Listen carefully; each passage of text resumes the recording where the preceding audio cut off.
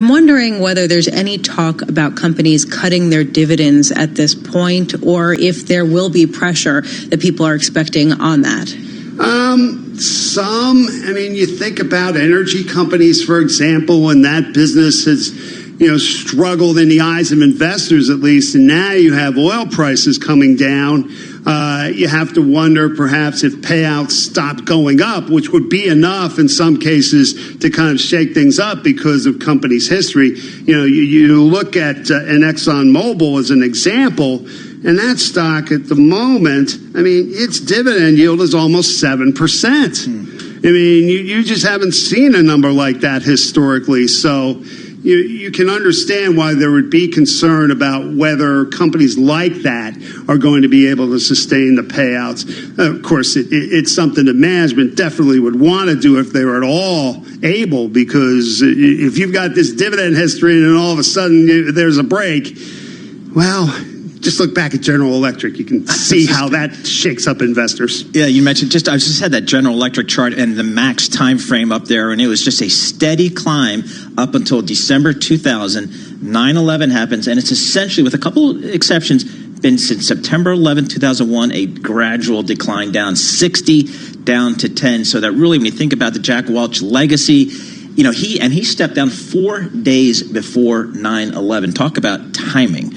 When I look back on his stock chart, phenomenal. Look ahead, and some of the legacy becomes a little cloudy there. But just an extraordinary story there here. So also seeing some news, Citigroup expands international travel curbs for their employees in the virus response. So that goes to your point, Dave, on the travel stocks. Bloomberg Stocks editor Dave Wilson, thanks so much for joining us here. Just looking at the S&P, we've now rolled over into negative territory. S&P down 5. Dow just up 15, well off of its highs for the day, so struggling here to hold the gains. Right now, let's head down to our 99.1 studios in Washington, D.C. for World and National Headlines with Nathan Hager. Nathan. All right, Paul, thank you. The Supreme Court once again will hear an appeal from Democrats to try to uphold the Affordable Care Act, but they're probably not going to hear the case until after the 2020 election. Democrats are challenging a lower court decision that found part of the health care overhaul known as Obamacare was unconstitutional. That decision also cast doubt on the rest of the law. The Trump administration is largely backing efforts by Republican-led states to invalidate the health care overhaul. The first 2 American deaths from the novel coronavirus are reported in the Seattle area, with the outbreak now in more than 60 countries. Dr. Anthony Fauci heads the National Institute of Allergy and Infectious Diseases. He says we are seeing the first signs of community spread. When you have community spread, you don't know the real source, the index case of where it's coming from, which makes the idea and the concept and the implementation of contact tracing much more difficult. President Trump meets this afternoon with pharmaceutical executives to discuss potential treatments. That's set for around 3 p.m. Wall Street time. There will be a news conference after that. Joe Biden is hoping for a double bounce for his presidential campaign heading into tomorrow's Super Tuesday contests. One, his primary win over the weekend in South Carolina. The other, the departure of Pete Buttigieg. I will no longer seek to be the 2020 Democratic nominee for president, but I will do everything in my power to ensure that we have a new Democratic president come January. After that announcement last night in South Bend, Indiana, the New York Times reports the former mayor is thinking about an endorsement of Biden. Global news, 24 hours a day on air and on Quick Take by Bloomberg, powered by more than 2,700 journalists and analysts in more than 120 countries. I'm Nathan Hager. This is Bloomberg. Revisions, return policies. There are so many ways to redo a decision. What are the ramifications if she crumbles or doesn't crumble? Do they have any path other than the courts? Except here, we have to get it right the first time. We always talk about the losers in a trade war. Are there winners? So that you can too. How does your modeling have to pivot to reflect a different scenario? Bloomberg Radio, the Bloomberg Business, Radio.com, and iHeartRadio apps, and BloombergRadio.com. Bloomberg, the world is listening. You took the first step and quit smoking, but even former smokers may still be at risk for lung cancer. That's why SaveByTheScan.org wants you to know about a new low-dose CT scan that can detect lung cancer early. It takes only 60 seconds and could save your life. You took the first step, now take the next. Visit SaveByTheScan.org for a simple quiz to see if you're eligible and talk to your doctor about screening. SaveByTheScan.org is brought to you by the American Lung Association's Lung Force Initiative and the Ad Council. In-depth analysis, concise reporting, need-to-know global business news. Around the world and across the markets, Bloomberg connects the dots for decision makers. Stay on top of today's headlines. Follow big breakthroughs in tech. Understand the latest political issues. See how the world's wealthiest are spending their money. Track what's happening in the markets, and much more. Subscribe today to Bloomberg, the global standard for business reporting. Get it all at Bloomberg.com/subscriptions.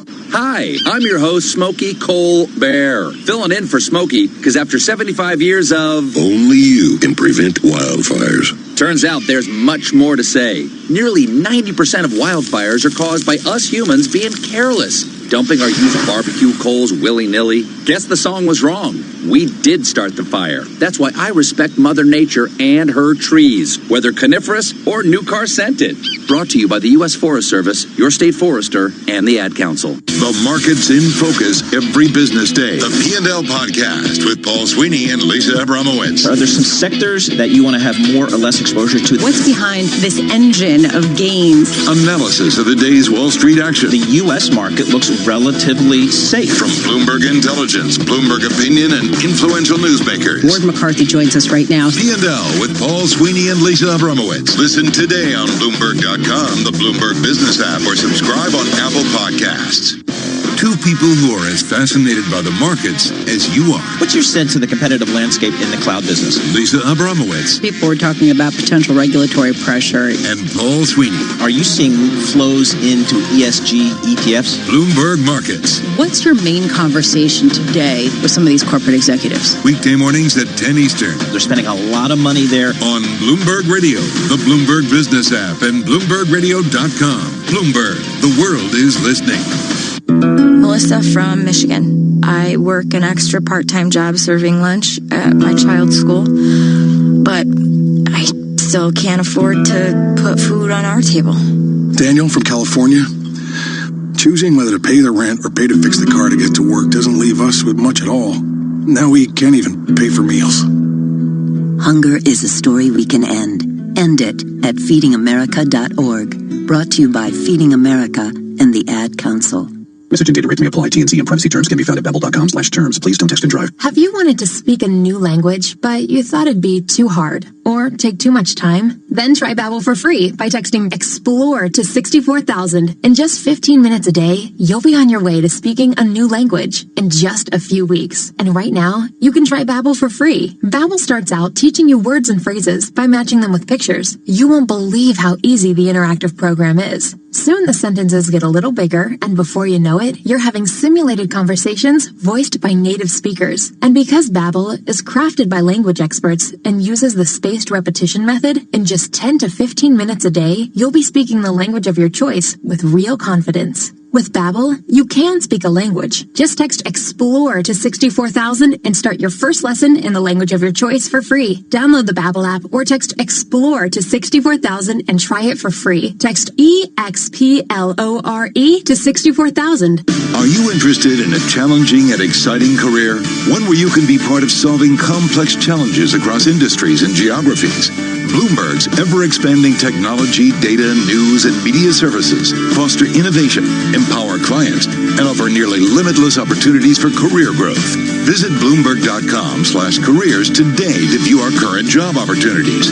Bloomberg LP is an equal opportunity employer. The address once again is Bloomberg.com/careers.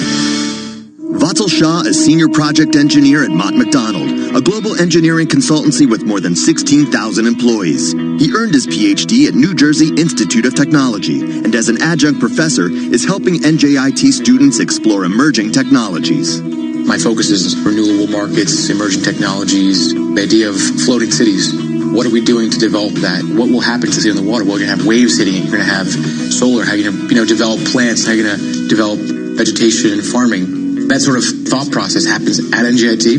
We actually plan out what will the city look like. How do we develop that? So in 10 years, we're actually ready to take on those challenges when we have our first development in the water. NJIT also has been doing a lot of work in self-healing materials. So taking the polymers and the new material that we have in our material sciences departments and putting them into things like concrete, things like steel, reinforcing our soil. NJIT, New Jersey Institute of Technology. Learn more at njit.edu. Markets, headlines, and breaking news 24 hours a day at Bloomberg.com, the Bloomberg Business app, and on Quick Take by Bloomberg. This is a Bloomberg Business Flash. Off earlier highs, but stocks are still higher while treasuries are up too. That's as investors are looking at prospects for central bank intervention to mitigate any economic impact possible from the spreading coronavirus. We look at the numbers every 15 minutes of the trading day on Bloomberg Radio. S&P's now up 0.25%, up 7. Dow's up 0.5%, up 131, and the Nasdaq's up 0.25%, up 20. The 10-year is up 25/30 seconds. The yield 1.067%. West Texas Intermediate crude oil is up 2.25% at 45.75 a barrel. With COMEX gold up 2.2% at 1,600 even. The dollar yen is at 107.48. The euro $1.1137, and the British pound $1.2777. A key gauge of U.S. manufacturing retreated to near stagnation for the month of February, amid mounting concern the world's largest economy won't be able to dodge a hit from coronavirus. The ISM index slid to 50.1 from 50.9. That's a Bloomberg Business Flash. I'm Greg Jarrett. This is Bloomberg Markets with Lisa Abramowitz and Paul Sweeney on Bloomberg Radio. Well, markets are trying to find a footing here. Lots of volatility. We had volatility in the pre-market in the futures, just 1,000-point swings in the Dow. We've had the markets moving up and down here now that we're into the cash open here. I think the market's trying to really get a sense today of to what extent and when will central banks led by the U.S. Federal Reserve come in and try to support this market. We welcome John Author, Senior Editor for Bloomberg Markets. He joins us here in our Bloomberg Interactive Broker Studio. So, John, what say you? How do you think the Fed is going to react in the upcoming days and weeks?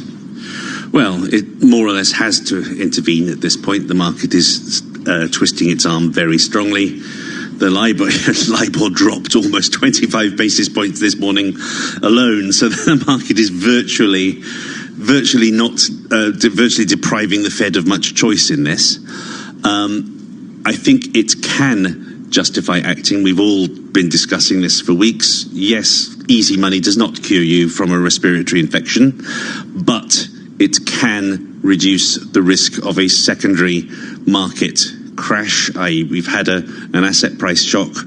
We have lots of leverage in the system. It's obviously reasonable to fear that you could get, as a result, a knock-on effect on bankruptcies, on illiquidity in bond markets, and the Fed can do something about that and will probably feel that it has to. Well, okay. There are a lot of things here. Let's tease out a bunch of these issues. Yes. Let's start with the credit markets, because this has been a concern, especially because corporate debt issuance has all but frozen.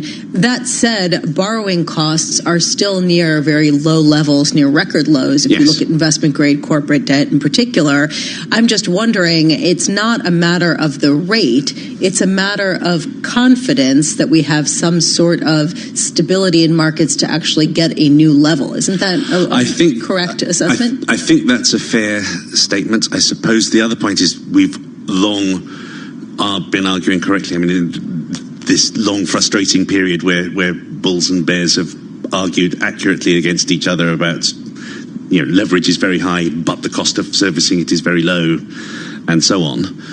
I suppose there is the risk that you have a dramatic reduction in ability to service the debt caused by whatever happens to the economy as a result of the coronavirus.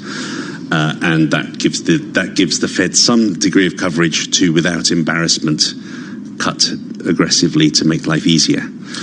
Yes. Do you think the banks will coordinate, John, in any way? The Bank of Japan, the bank, ECB? The way the Bank of Japan came out with its announcements right at the dawn of trading, last night as we're speaking now in Tokyo, was very similar to the way the Fed decided to make its announcement, just before the close of trading on Friday. Both of them were greeted with a very nice pop in stock markets, which admittedly were primed for a bounce. So it does look as though they're at least in some form of coordination.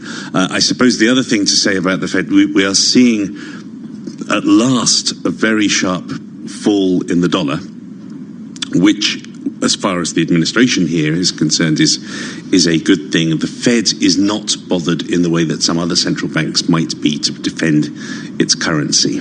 A further weakening of the dollar, particularly given the pressure on emerging market currencies at the moment, is something that almost everybody can be happy about. So, there are so many issues to sort of think about as a market participant. You talk about liquidity, and you were referring to companies borrowing a lot of money and having to actually make good on the interest payments and then the actual underlying amount when it comes due. There's also the liquidity question and the leverage question when it comes to some more fast trading strategies. And there's a belief that the momentum strategies kind of were being unwound a bit last week, which was part of the reason for the very dramatic declines that we got. Do you have a sense of how much of that kind of leverage has been sort of pushed out of the system? I suspect, I mean, we're talking about, I have a sense. I don't know. It's going to be a while before we can speak with confidence about this. Yes. I am dubious as to whether a lot of that leverage has been flushed out of the system. Momentum is still actually beating value as we speak. A lot of the stocks that had momentum that people were piling into were deemed to be relatively safe investments. That ironically includes the very, very overvalued FANG stocks. But so far we are not seeing an intra-stock market correction, and we're not seeing beyond what we've seen for a long time, which is that people have been nervous about weak balance sheet companies. We're not seeing actual hedge fund traders, the traders deleveraging their portfolios. We are seeing them continuing to try to avoid companies which are perceived to have weak balance sheets, hence bad performance of small caps. So, John, just real quickly, timing. Is the Fed going to act 17th, 18th on schedule, or maybe do something before then? I suspect if it's up to the market. I would imagine they're going to have to go before. Okay. It's up to the markets. I'm sure the Fed winces a little bit when you say that, and yet there you are. John Author, senior editor of Bloomberg Markets, joining us here in our Interactive Brokers studios, also a Bloomberg opinion columnist. Thank you so much for being with us. But it really does raise a question of the market jawboning the Fed into action, and how the Fed's tried to say, well, we look at data, and everyone says, well, yeah, the data is the stock market that you're looking at. It kind of raises that question when you have expectations now for 50 basis point cuts by April. Yeah, absolutely. This is the market is certainly speaking with a loud voice. Indeed. Coming up, we'll talk more about what to expect as we see a rally get evaporated. This is Bloomberg. This is a Bloomberg Money Minute. Stocks have been fluctuating and right now are little changed. There is hope that central banks around the world will jump in and provide fiscal support. Fed Chairman Jay Powell opened the door to a rate cut at the central bank's next meeting in 2 weeks. He issued a rare statement Friday pledging to act as appropriate to support the economy. Clorox said sales of its cleaning wipes are surging. The company is ramping up production to accommodate higher demand in the U.S., which accounts for 85% of its revenue. Sales of product categories such as wipes rose in the double digits last week. And 3 out of 5 college graduates say they should have majored in something different and would go back and change their field of study if they could. That's according to a survey by bestcolleges.com. About a third of dissatisfied folks ages 24 to 39 said they should have focused on subjects that improved their job opportunities. Meanwhile, older generations lamented not pursuing their passion. Courtney Dunhope, Bloomberg Radio. My mother was always very active and independent, and she was familiar with her neighborhood. But one day, she stopped at the stop sign for much longer than usual. She wasn't even really sure where she was at. It's important for you to talk to someone about it. I felt so much better after my son told me, Mom, we'll figure it out. When something feels different, it could be Alzheimer's. Now is the time to talk. Visit alz.org/ourstories to learn more. A message from the Alzheimer's Association and the Ad Council. In-depth analysis, concise reporting, need-to-know global business news. Around the world and across the markets, Bloomberg connects the dots for decision makers. Stay on top of today's headlines. Follow big breakthroughs in tech. Understand the latest political issues. See how the world's wealthiest are spending their money. Track what's happening in the markets, and much more. Subscribe today to Bloomberg, the global standard for business reporting. Get it all at Bloomberg.com/subscriptions. What if you could keep the top economic experts in a conference room next to your office without having to feed them? Do we need better optics? Do we need some substance? Do CEOs care about ESG? We have seen quite a lot of stimulus pumped into the system already. It's the biggest warning yet about the financial risks of climate change. Now, there are more ways to hear us. Bloomberg Radio, the Bloomberg Business, Radio.com, and iHeartRadio apps, and at BloombergRadio.com. Bloomberg, the world is listening.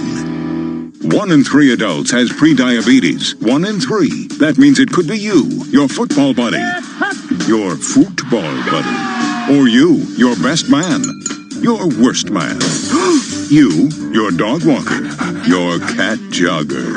While 1 in 3 adults has pre-diabetes, with early diagnosis, pre-diabetes can be reversed. Take the risk test at doihaveprediabetes.org. Brought to you by the Ad Council and its pre-diabetes awareness partners. Not completing high school is more of a social thing than it was an academic thing. I came out in the 11th grade. Nobody was embracing you. The kids were cruel. It was very difficult to be gay. Even though all these years have passed, I still had that longing to have my diploma. The hard part was determining that I was going to do it, but I definitely didn't do it alone. At age 30, with the help of her mentor, Carissa finished her high school diploma. I have a mentor, Maria. She convinced me to continue my education and to finish what I started to get my diploma. Just never judges. She's a true role model. If you're even considering getting your high school diploma, go get it. You can do it. No one gets a diploma alone. If you're thinking of finishing your high school diploma, you have help. Find free adult education classes near you at finishyourdiploma.org. That's finishyourdiploma.org. Brought to you by the Dollar General Literacy Foundation and the Ad Council. Asset managers who seize change to launch new strategies, add distribution channels, or exploit new technology to re-engineer the investor experience are often rewarded. However, in an industry paralyzed with complexity, few act with agility or decisively. Few run their business strategically. Yet, the most competitive managers in the market know, with the right partner and a flexible operating platform, you can. Go boldly toward change with SEI Investment Manager Services. Determination and operational strength are both essential factors for growth in asset management. I'm Steve Meyer, President, Head of SEI's Investment Manager Services Division. We know that disruptive forces create opportunities around the world. If you see potential in change, our industry specialists will maximize SEI's integrated platform of data and risk management, global investment operations, compliance support, and investor services to position your asset management business for success. Come grow with us. With SEI Investment Manager Services, you lead the charge in a competitive marketplace. Learn more at SEIC.com/seizechange. Listen, as a hiring manager, I've got to tell you, the best job candidate isn't always the typical candidate. Sometimes they're a grad of life. Meet the grads of life. Young adults of unique determination and experience. An ideal fit for your company in an entry-level position, internship, or mentorship. They might not have every qualification you typically look for, but they're exactly who your company needs. Sometimes the best candidates aren't the ones you're used to. Go to gradsoflife.org to learn how to find, cultivate, and train this great pool of untapped talent. Brought to you by the Ad Council and gradsoflife.org. Interconnect here. Let's start with the national security implications of this. Balance of Power with David Weston. What could the United States do to help? Weekdays at noon Eastern on Bloomberg Radio. Bloomberg, the world is listening. Broadcasting live from the Bloomberg Interactive Brokers Studio in New York. Bloomberg 1130 to Washington, D.C. Bloomberg 99.1 to Boston. Bloomberg 106.1 to San Francisco. Bloomberg 960 to the country. Sirius XM Channel 119. And around the globe, the Bloomberg Business app and BloombergRadio.com. This is Bloomberg Markets. Well, as the coronavirus spreads, it's certainly impacting the travel industry. We know that. Coming up, we're going to take a look and see what is the coronavirus, what's the impact on industrial America. Plus, we're going to talk a little politics. We'll get the post-mortem on the South Carolina primary, and we'll look forward to Super Tuesday. But first, let's go to Greg Jarrett of Bloomberg News for a Bloomberg Business Flash. Greg. Getting kind of dizzy watching this go back and forth, Paul. Stocks have been whipsawed so far this session. The S&P is swinging between gains and losses after erasing an advance of as much as 1.2%. A weaker than expected U.S. factory reading helped to push down the indices. Tech shares are leading gainers as central banks from Japan to England are joining the Federal Reserve in promising action if warranted. Jane Foley at Rabobank tells Bloomberg she sees the possibility of global recession and 0% U.S. interest rates in the U.S. as a result of coronavirus. And if you consider the impact that the coronavirus has already had in economies, such as China, such as Japan, such as South Korea, and if we extrapolate that and we begin to feel the impact, first of all, of supply chain disruption, but also the loss of consumption going throughout the year, then I think that becomes reasonable. We check the markets every 15 minutes throughout the trading day on Bloomberg Radio. S&P is up 0.1% up 3. The Dow's up 0.4% up 102, and the Nasdaq is little change down 2. The 10-year is up 27.30 seconds with a yield of 1.05%. West Texas Intermediate crude oil is up 2.2% at 45.73 a barrel. The COMEX gold up 1.9% at 15.96.90 an ounce. The dollar yen 107.52. The euro $1.1129, and the British pound $1.27.77. Looking at your company's travel policy, Citigroup expanded its restrictions on employee trips to include all international travel in the bank's latest response to the spread of the virus. The new rules are in effect, as we say in radio, till further notice. That is a Bloomberg Business Flash. I'm Greg Jarrett. Bloomberg Opinion, informed perspectives, and expert data-driven commentary on breaking news. A lot of questions surrounding the markets right now. A key one is how long will the effect of the shutdown that we saw in China affect manufacturers in the United States, will affect supply chains? There's no one better to talk about that than Brooke Sutherland, Bloomberg Opinion columnist, joining us here in our interactive broker studios. I want to start with the data that we got out today showing that manufacturers declined more than people expected in the United States in the month of February. I'm trying to understand, as people game plan this out, do we have a sense of how long it will take for supply chains to get ramped up, manufacturing to get ramped up once we have a sense of stability here? I do think with that ISM number, the headline is somewhat of a misnomer there, because if you look at what's bumping that number up, part of it is a lengthening out of delivery times. And typically that's supposed to be a good thing. It means demand is so strong that suppliers are struggling to meet that. In this case, it is likely an issue with people just not having the parts that they need because they're not able to get them from various different parts of the world. So to me, this says that the worst is yet to come for manufacturers, that you'll likely start to see some of the aftershocks from the supply chain disruption later on in the second quarter. So correct me if I'm wrong, Brooke, but as I think back to just a few weeks ago when we were in the thick of earnings, other than Apple and maybe a couple other companies that were calling out the coronavirus as a reason to change their outlook, we didn't, or did we hear much, if anything, from your industrial companies that you cover? No, not really, which is interesting because their earnings season came a little bit earlier. Okay. And so at that point in time, most of the outlooks didn't really include any impact from the coronavirus. Now, the exception was Emerson Electric, which did come out at the end of last week and said they're increasing their expectation of the revenue hit from coronavirus to as much as $150 million. It had been, significantly lower just a few days before when they had held their Investor Day conference. So this sort of shows you just how fast moving this is.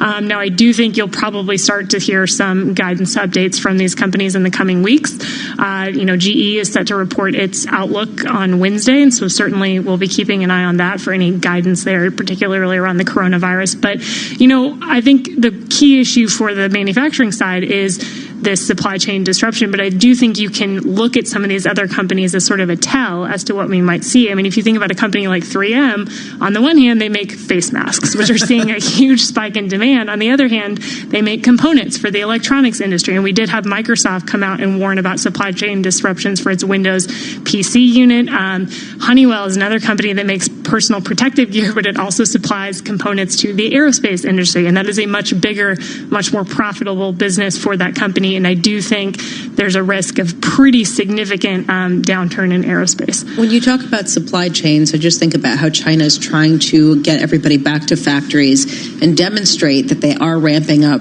production. How do we have any precedent historically of how long it takes to get things back up and running and supply chains working as they had been? I don't know that we do, because I think what we've seen is that the response here has been so much more dramatic than what we saw with SARS in 2003. And part of the reason for that is that China didn't account for as much as of the world's supply chain at that point in time. But I think about Cathay Pacific.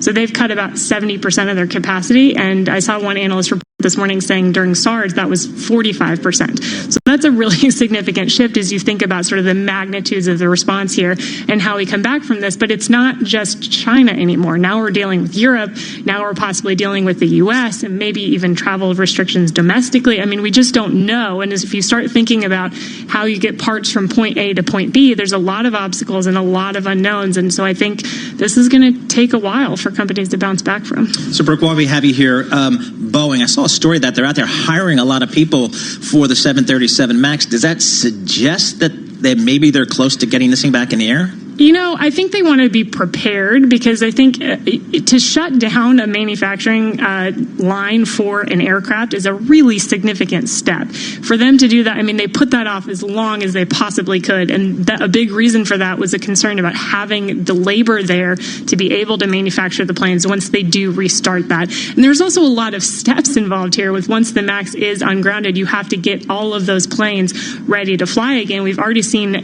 potential issues with that, where Boeing has said they've found, debris in some of the fuel tanks, whether that be like rags or, sort of leftover tools. And so they have to make sure that all of that gets fixed.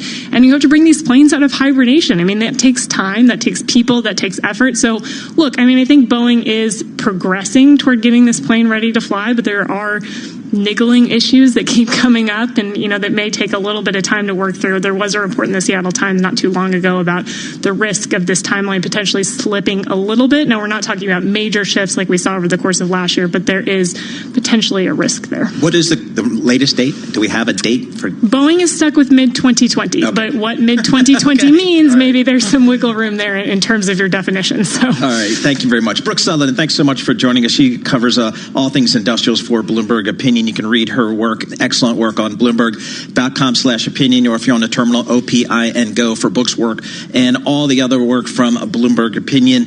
She joins us here in our Bloomberg Interactive Broker Studio. A little bit of a lift here in the market, keeping the green on the screen here. NASDAQ, up about 0.5%. Whippy. Dow up 9. Whippy. Really absolutely. whippy. I mean, it's just been, it was down about, 20 minutes ago. Yeah, exactly. So we got the S&P up 19, the Dow up 245. Right now, let's head down to our 99.1 studios in Washington, D.C. for world and national headlines with Nathan Hager. Nathan, what do you got? Well, we're remembering a legend in corporate management, Paul. Bloomberg's Bob Moon has this look back at the life and legacy of former General Electric CEO Jack Welch. This is my last company-wide meeting. I thank all of you for what you've accomplished, and even more for what you'll do in the future. General Electric's value, as Bloomberg's Tom Keene recalled, grew 4,000% in 20 years under this legendary executive. People forget now, here was a Jack Welch who invented how you do business, which is don't make mistakes. Make as few mistakes as you can within the manufacturing process, which now sounds like duh, but at the time was revolutionary.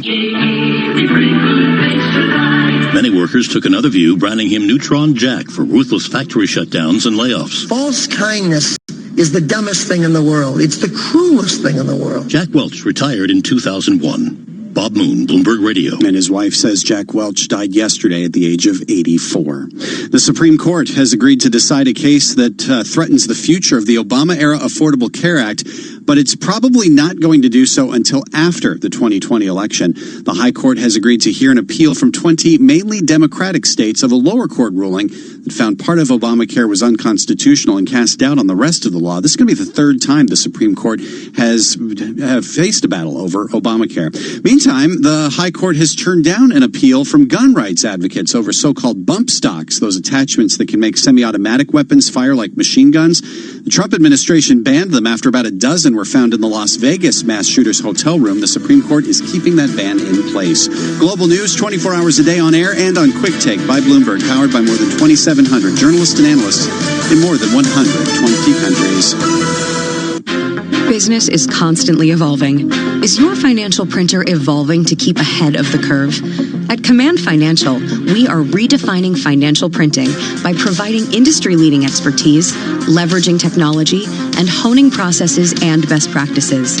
Every day, Command helps SEC registrants, as well as members of their working groups, including securities attorneys and investment bankers, prepare, file, and disseminate regulatory and disclosure documents, such as registration statements, M&A documents, and mutual fund prospectuses and reports.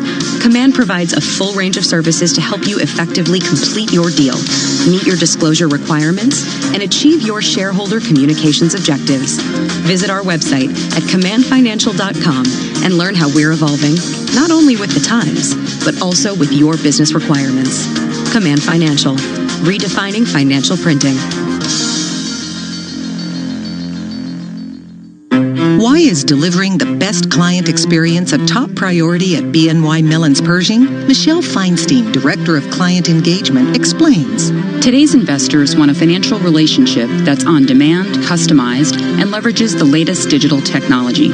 At BNY Mellon's Pershing, helping advisory firms and broker-dealers create great experiences for their clients is our priority. Through our integrated wealth experience, we give you a high-touch service, flexible technology choices, and expert insights, so you can deliver a highly personalized experience to your clients at every step, from onboarding to wealth planning, to performance analysis and more. And because we're part of BNY Mellon, you'll benefit from more than 230 years of strength and stability. At Pershing, we're personally invested in your success. Visit Pershing.com to learn more about Pershing's integrated wealth experience. Pershing LLC and Pershing Advisor Solutions LLC are both members of FINRA and... Whatever job you're searching for, you can find it on LinkedIn. First jobs, flexible jobs, work from home on a Friday jobs, advertising jobs, accounting jobs, HR, PR, even ER jobs, Soho jobs, Shoreditch jobs. Keep me away from the central line jobs. Banking jobs, building jobs, never ever boring jobs. Small jobs, big jobs, lunch in Borough Market jobs, or even voiceover jobs, which is how I ended up recording this ad. Search millions of jobs on LinkedIn and find one meant for you. This one shouldn't take long. Of course, if it had a cover, I might not be bothered. Can't see what's under there. And then they'd have chained the back wheel. It would have taken me much longer, especially if the chain's off the ground. Makes it harder to cut. This one doesn't even have a lock on the front. So, in the time I've been talking to you, I've nicked it. On average, in London, a scooter or motorbike is stolen every hour. Make sure it's not yours. Lock your bike, chain the rear wheel, and cover to make it harder to steal. Lock, chain, cover. The Met Police. Matt Letizia, what did you make of that performance today? Well, it really was a game of two halves, to be honest, Jeff. Leicester came out in the first half really... Letiz? What's up, Jeff? Run for it! What the... Move over, football. Cheltenham coming through. And Sky Bet are on the charge, with money back as actual cash, up to £10 if you lose on the first race of the festival. Sky Bet, that's betting better. Applies to first bet on first race at Cheltenham on losing singles and win part of each way singles only. Money back as cash, free bet stakes excluded, eligibility restrictions, T's and C's apply. 18 plus, begambleaware.org. Fill the trolley with your favourite brands on rollback at Asda. A 38-pack of Fairy Non-Bio capsules was £8.50, now £5.75. A Lenore Gold fabric conditioner was £4, now £2.50. Big brands, small prices. Don't compromise. Asda. Save money, live better. Selected stores subject to availability. Lenore 1.925 litres, ends 18th of March. Want to know a quick, easy way to see if your favorite podcasts have a new episode available? Just go to the home screen on your TuneIn app and see the latest editions under the Your New Episode section. Happy listening. The puck drops. 12 players face off to win.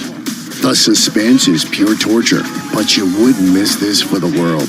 TuneIn brings you every minute of the NHL season. Listen live to hockey when it matters most on TuneIn. When you're not listening to your team, take it to the end zone, the rim, or the net. Keep up with the biggest moments in sports by following TuneIn on social media. Block, Cook into the end zone for the touchdown. From reminders of the live top games to tips of the best sports stations and podcasts. Welcome to Undisputed. We are live from Los Angeles. I'm Jenny Taft here with Skip Bayless. Follow at TuneIn on Facebook, Twitter, and Instagram to get the most out of TuneIn. This is not a commercial. This is a reminder. With TuneIn Premium, you could be listening to more music commercial-free. Get over 45 commercial-free music stations. Visit TuneIn.com/premium to upgrade. Down the right side of the lane, stops at the elbow jumper, up and good! TuneIn is your destination for college basketball, and it's free. This week we have a must-hear game. North Carolina at Duke. Two for the win! No! Tapped up by more! And in at the buzzer! More banks it in! This Saturday, tip-off is at 6 p.m. Eastern. With college basketball and TuneIn, hear every call from games around the country live. Search college sports to listen free today. Headlines and breaking news 24 hours a day at Bloomberg.com, the Bloomberg Business app, and on Quick Take by Bloomberg. This is a Bloomberg Business Flash. It's hard to keep track of what's going on. They're up, they're way up, they're down, they're way down as far as stocks are concerned. Treasuries are advancing. Investors are looking at central bank intervention possibly to mitigate the economic impact from the coronavirus. We look at the numbers every 15 minutes throughout the trading day, and they are certainly drastically different than they were just 15 minutes ago. The S&P is now up 1%, up 30. The Dow Jones Industrial Average is up 1.3%, up 326. And the NASDAQ is up 0.8%, up 72. At 10 years, up 23.30 seconds. The yield is 1.07%. West Texas Intermediate crude is up 2.75% at 45.98 a barrel. COMEX gold's up 1.7% at 15.93 per ounce. The dollar yen 107.65. The euro is $1.1122, and the British pound $1.2767. You may have heard by now Jack Welch, the champion of corporate efficiency who built GE into one of the world's largest companies and influenced generations of business leaders, has died at the age of 84. That's a Bloomberg Business Flash. I'm Greg Jarrett. This is Bloomberg Markets with Lisa Abramowitz and Paul Sweeney on Bloomberg Radio. Let's shift gears a little bit, talk politics. Former Vice President Joe Biden had a landslide win in South Carolina over the weekend. And, of course, tomorrow is Super Tuesday. To put it all in a framework, we welcome Wendy Schiller. She's a professor of political science and public policy at Brown University in Providence, Rhode Island. Wendy, thanks so much for joining us. Let's start with Saturday. What really changed in the Democratic Party on Saturday, if anything? Well, I think two things came out of South Carolina. One is the, absolute importance of African-American voters to the Democratic Party's fate in November, but also to each individual candidate running. I think that was really evident. And the resurgence of Joe Biden. I mean, we saw him a little bit better in the most recent debate, and he won resoundingly. Didn't quite pass 50%. I think that would have been really, the striking victory. But he, really trounced Bernie Sanders in that respect. So the question is, does that pattern hold going into tomorrow's primaries? Well, and there also was the development of Pete Buttigieg dropping out, Mayor Pete dropping out of the race and throwing his support behind Joe Biden. And I'm wondering how much momentum you think that does give Biden against the Bernie Sanders ticket. I'm not persuaded that this is an automatic gift to Biden vis-a-vis Sanders, because Sanders did well in Nevada, particularly. It's a caucus state, granted not primary, but there are a lot of Latino voters in the Democratic Party in Nevada, and Sanders did well with Latinos. So I'm looking at Texas. Obviously, California, Sanders is polling pretty well, but Texas is also crucial. If Bernie Sanders can show that he can get, 40%, 50, 60% of the Latino voters tomorrow in some of these key states, I think that puts him in the conversation about leading this very diverse party to victory in 2020 in November, and takes a little wind out of Biden's sails, because it's not just the African-American vote. It's a higher turnout among African-Americans, but certainly there are a lot of Latinos, and I think getting, Democrats get about 74% of Latinos. Getting that vote and getting that vote up, I think gives Bernie Sanders some bragging rights if that's what happens tomorrow. So, Wendy, tomorrow is Super Tuesday. A lot of delegates up for grabs. Who is it make or break for tomorrow?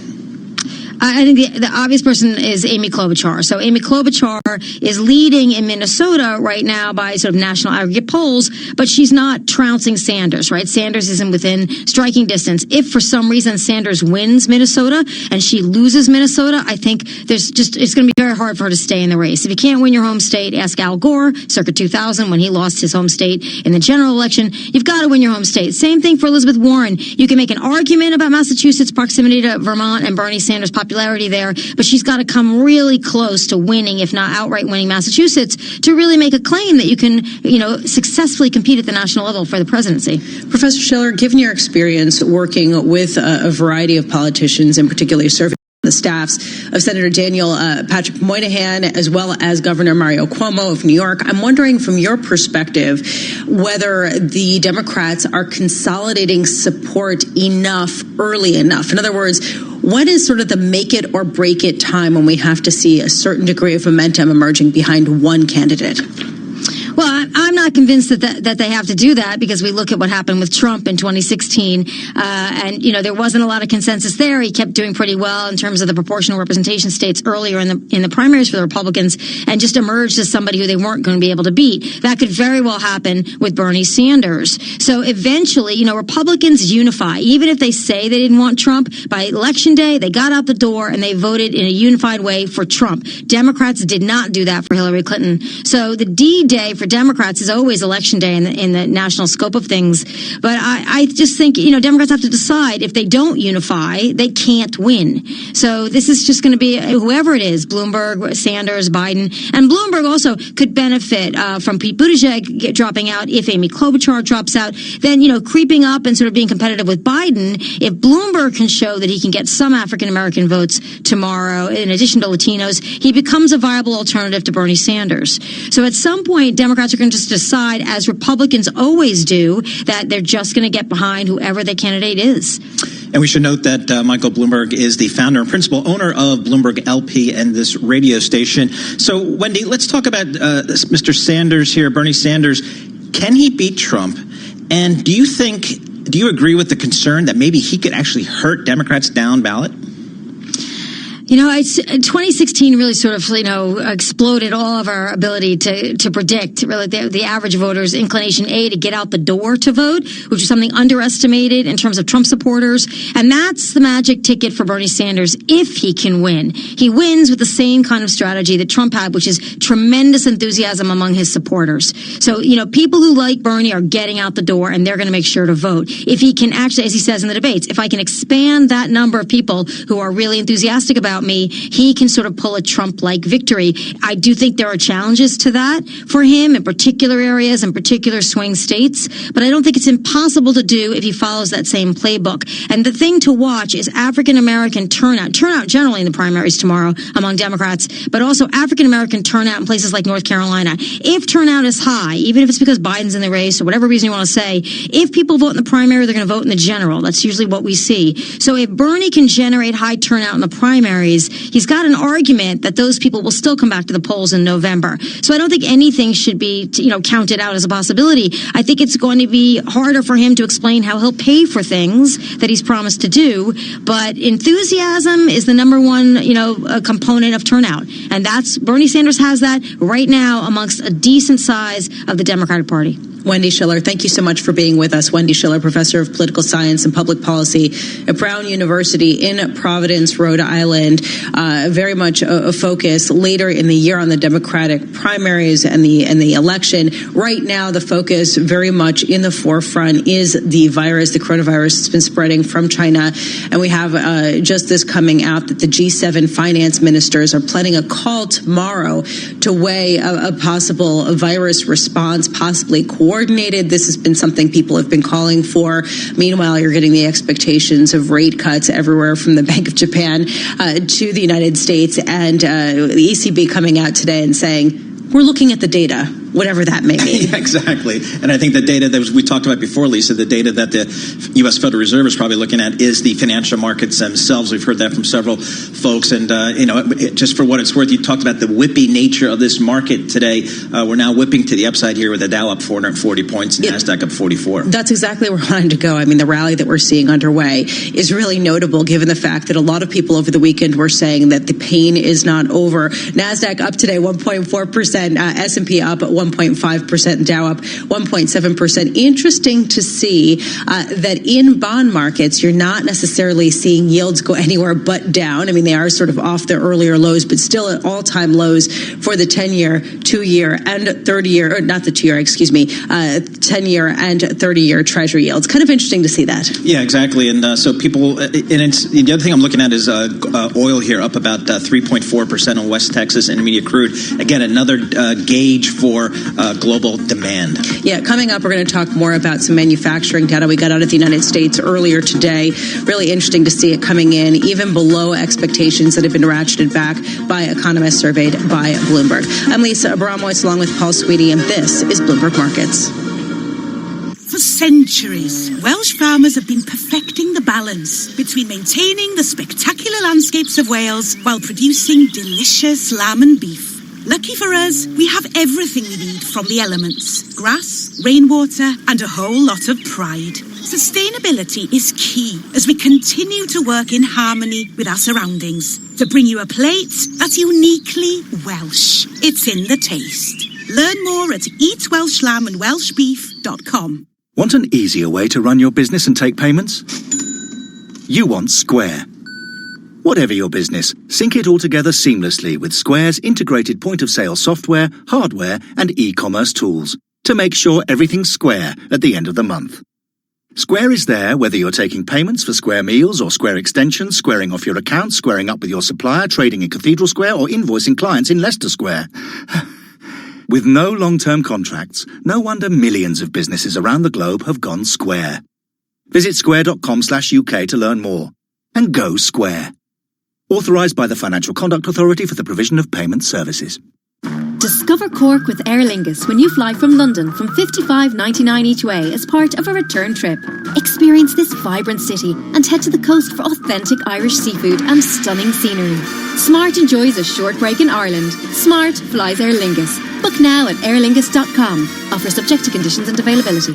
Whatever job you're searching for, you can find it on LinkedIn. First jobs, flexible jobs, work from home on a Friday jobs, advertising jobs, accounting jobs, HR, PR, even ER jobs, Soho jobs, Shoreditch jobs. Keep me away from the central line jobs. Banking jobs, building jobs, never ever boring jobs. Small jobs, big jobs, lunch in Borough Market jobs, or even voiceover jobs, which is how I ended up recording this ad. Search millions of jobs on LinkedIn and find one meant for you. Fill the trolley with your favourite brands on rollback at Asda. A 38-pack of Fairy Non-Bio capsules was £8.50, now £5.75. A Lenore Gold fabric conditioner was £4, now £2.50. Big brands, small prices. Don't compromise. Asda. Save money, live better. Selected stores subject to availability. Lenore 1.925 litres, ends 18th of March. From cafes by the sea to restaurants in the city, at Starling Bank, we'll help you keep your business flying high. With flexible overdrafts of up to £150,000, we'll get your cash flow running smoothly. Your business is ready for takeoff.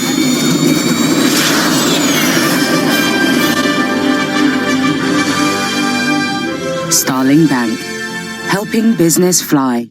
From the financial capital of the world, 24 hours a day at Bloomberg.com, on the Bloomberg Business app, and on Quick Take by Bloomberg. This is Bloomberg Radio. Right now, we're going to go to the White House. President Trump is meeting with Colombian President Duque. Let's go listen to their conversation. Brought the numbers down last year. First time in 51 years that the drug prices, prescription, have come down. And I have a meeting scheduled on drug prices, but now we're going to make another subject, and that'll be probably the first subject, and that has to do with the vaccine. How are they doing? Is it possible to accelerate the development of the vaccine? That's what we're going to find out. We'll know that. Well, we've asked them to accelerate whatever they're doing in terms of a vaccine. Absolutely. Mr. President, is it safe or appropriate to be holding rallies during a public health crisis like this? Well, these were set up a long time ago, and others are. I mean, you could ask that to the Democrats because they're having a lot of rallies. They're all having rallies. That's what they're doing. They're campaigning. But do you think it's safe? Are you worried at all? I think it's very safe, yeah. I think it's very safe. Do you think that the inter-Afghan talks are going to actually start on the... Say it? Do you think that the inter-Afghan talks are really going to start as planned? Well, we're going to find out, but we're getting out. We want to get out. We had good meetings with the Taliban, and We are going to be leaving, and we're going to be bringing our soldiers back home. We've been there for almost 20 years.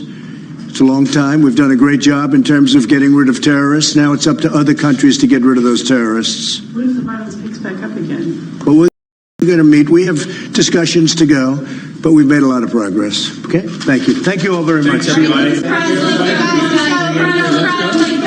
much. We've been listening to President Trump speaking at the White House with the Colombian president, speaking about the response to the coronavirus, which has been whipping around markets, had been a huge decline, correction last week. Today, we are seeing equities rally a bit, although really whippy price action.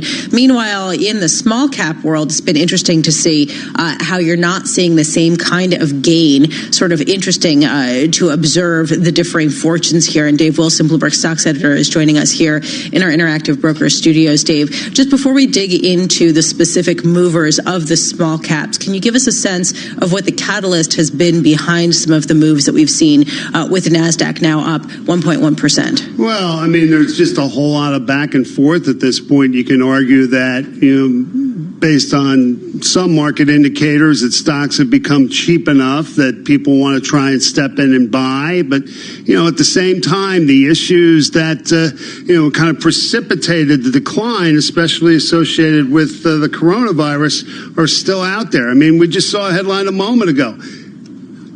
Ryanair, the Irish airline, canceling as much as 25% of its flights to Italy in response to coronavirus. And this is after American and Delta both said they would suspend flights to Milan over the weekend for the same reason. So, those issues are still very much front and center here. So looking at the small caps, kind of interesting to see they're not keeping pace with the large caps. What's behind that? Well, I mean, you've got a lot of movement away from the smaller companies toward the larger ones. And let's face it, in times when, you see concern about where markets are headed, where economies are headed, there is a certain, perhaps, reluctance to take on risk. Smaller companies, in a lot of cases, seen as riskier. So if you're going to buy into stocks at all, it's like a lot of times it would start with the larger companies and they're going to build out from there. Bloomberg Stocks editor Dave Wilson, thanks so much for joining us with that small cap report coming in. Looking at small caps, Russell's, Dave mentioned, up 0.5%, well below the S&P at up about 1.2%, the Dow up 1.3%. So yet another day of underperformance for Lisa and her small cap stocks. Well, listen, it's not for me, but I think that it's interesting because a lot of people were saying the U.S. was going to be immune to some of the effects that were focused on China. Certainly that hasn't been the case. Certainly it's not just China, but it raises a question. If there is global weakness, do the more indebted companies end up suffering even more? And the Russell 2000 has been saying yes. And it's been an important lagging, indicator. Yes. It's been lagging behind. It's a reliable one, just signal weakness ahead. And remember, just earlier, just at the beginning of the year, a lot of strategists were saying this is the year for small caps, but we're not seeing it so far. What we did see today is weaker than expected manufacturing data coming out of the Manufacturing Business Survey. Tim Fiore, he's the chairman of the Manufacturing Business Survey Institute for Supply Management in Miami, Florida. So, Tim, the data came in weaker than expected. What did the data tell you? Good morning, Paul. Good morning, Lisa. So it was kind of a similar month to January, I guess, is the point that I saw on this. And new orders at 49.8, that's about the same output as January. Production, 50, about the same. So it was really an input-driven PMI that kept the PMI up. Input meaning suppliers are struggling to deliver more, and inventories are dropping, in part because suppliers aren't delivering at the rate that they should. I mean, the issue, the economic market here is moving so fast that it's almost like, okay, look at what's happened at the end of the month and where are we headed. The coronavirus obviously had a big impact on this number. 42% of our general comments were virus-related, and of those 42%, 18% of those comments were already experiencing problems, primarily in the Southeast Asia, China region. Problems around transporting goods inside China, getting containers and chassis to the right locations within China, and being able to export products outside of China. The other 24% are having difficulty getting information. And so that 24% is probably going to drop, and the 18% is going to go up. So my My point on this is that almost half of our respondents are currently and are planning to exceed the impacts from the coronavirus. And until that number of people seeing problems right now goes above 80%, we haven't seen the end of this thing yet. Well, haven't seen the end of this thing, given the fact that we are seeing inventories come down and we are seeing some activity brought forward to try to get ahead of any uncertainty. How bad do you think it could get? I mean, how much does this worsen the potential manufacturing recession? Well, I think I've been saying that I thought that we were going to be in a 48 to 52 environment here through the balance of 2020, and I can't say that anymore at this point. I think the key is what happens in the next 6 weeks, what happens by mid-April. If this plateaus out and starts to drop, because if you stop the spread, eventually people will recover from it, then I think we've got the chance of really starting to expand fairly heavily in Q3. But if we don't do something within the next 6 weeks to contain this globally, then this thing's going to go on all the way through 2020. So, Tim, one of the numbers that really jumped out at me was the import index that swung into a contraction, falling the most on record to 42.6. Again, anything below 50 signals a contraction. How is that going to ripple through the economy, do you think, over the next couple of quarters? Well, the most important, the interesting numbers of the whole PMI were the ones that didn't go into the PMI. So absolutely, imports at 42.6, major drop-off, almost 9 points from the prior month where we actually had expanded imports. The other one that's interesting here is prices collapsed to 45.9. That's a 7.4-point drop in prices January to February. And that's primarily driven by the basic fundamentals, the oil, natural gas, steel, aluminum, copper. And then the third one that I found really interesting was that backlog grew to 50.3. We've been trying to get backlog to get back into an expansionary mode for about 6 months. It finally did, but the reason it got into that mode is not a very positive one. Based on the review of the comments, the reason the backlog hit that expansion mode was because production was very inefficient due to not having all the proper materials to be able to satisfy demand in the month of February. Timothy, do you have a sense that this is mostly a supply shock and not necessarily a demand shock? In other words, are any of the manufacturers giving a sense that they are seeing a drop-off in demand? Yeah, thanks, Lisa. So, for sure, this is a supply shock at this point in time, right? The confusion is really around, where's my stuff? When am I going to get it? Am I going to get it around the time that I really need it? But there's also a concern that this is going to spread out beyond Asia. That supply shock will now carry itself into Europe, and then it's going to convert itself into a demand shock because people aren't going to be spending money. There's not going to be an interest in investing until everything is kind of well known. So I think that's a really good point. The other thing is that I've been tracking sentiment month to month, and we went from a 2.4 positive comments in January to 1 not so positive to a 1.3. So the sentiment absolutely changed. That's about a 50% decline in people feeling positive about the future months. Then the other thing that I've been tracking is the employment side. And in January, the community felt that they would be able to manage the labor force size through attrition. And in the month of February now, there's a feeling that there may have to be more active measures. Tim Fiore, thank you so much for that rundown. Really important at a time when everyone's trying to understand just how big the pullback will be in manufacturing. Tim Fiore, chairman of the Manufacturing Business Survey at the Institute for Supply Management. Right now, let's head down to 99.1 Studios in Washington. See Nathan Hager. Nathan. All right, Lisa, thank you. G7 finance ministers plan to hold a teleconference tomorrow to discuss their response to the novel coronavirus and its potential threat to the global economy. That is what sources are telling Bloomberg News this morning. It's after French finance minister Bruno Le Maire said earlier that the response needs to be as coordinated as possible to be effective. President Trump says he'll ask pharmaceutical executives to speed up work on a vaccine when he meets with them later this afternoon. Right now, he's meeting with Colombian President Ivan Duque and was asked whether it's safe to hold campaign rallies during an outbreak. Well, these were set up a long time ago, and others are. I mean, you could ask that to the Democrats because they're having a lot of rallies. They're all having rallies. That's what they're doing. They're campaigning. And that campaign moves on to Super Tuesday states now for the Democratic candidates. Joe Biden hopes to get a lift now that Pete Buttigieg is out. Biden's supporters hope so, too. If you look at the message that Mayor Pete had, it is not one of a revolution. It is not one of a Medicare for all. It's a Medicare for all who want it.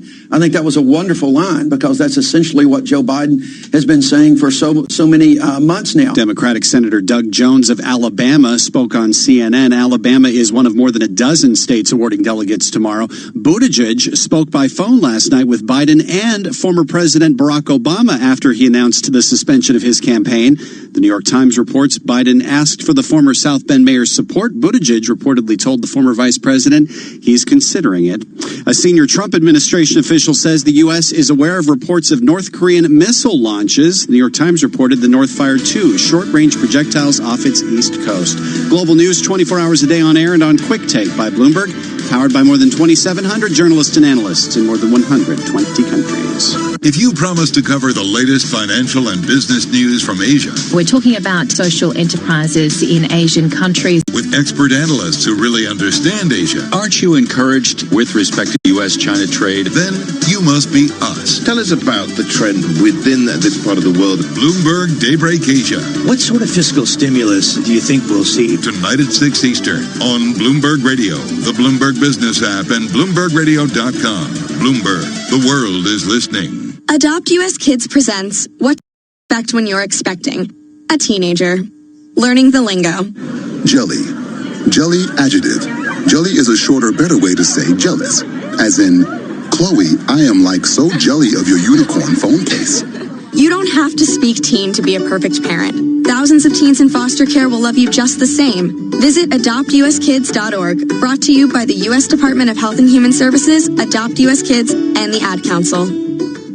In-depth analysis, concise reporting, need-to-know global business news. Around the world and across the markets, Bloomberg connects the dots for decision makers. Stay on top of today's headlines. Follow big breakthroughs in tech.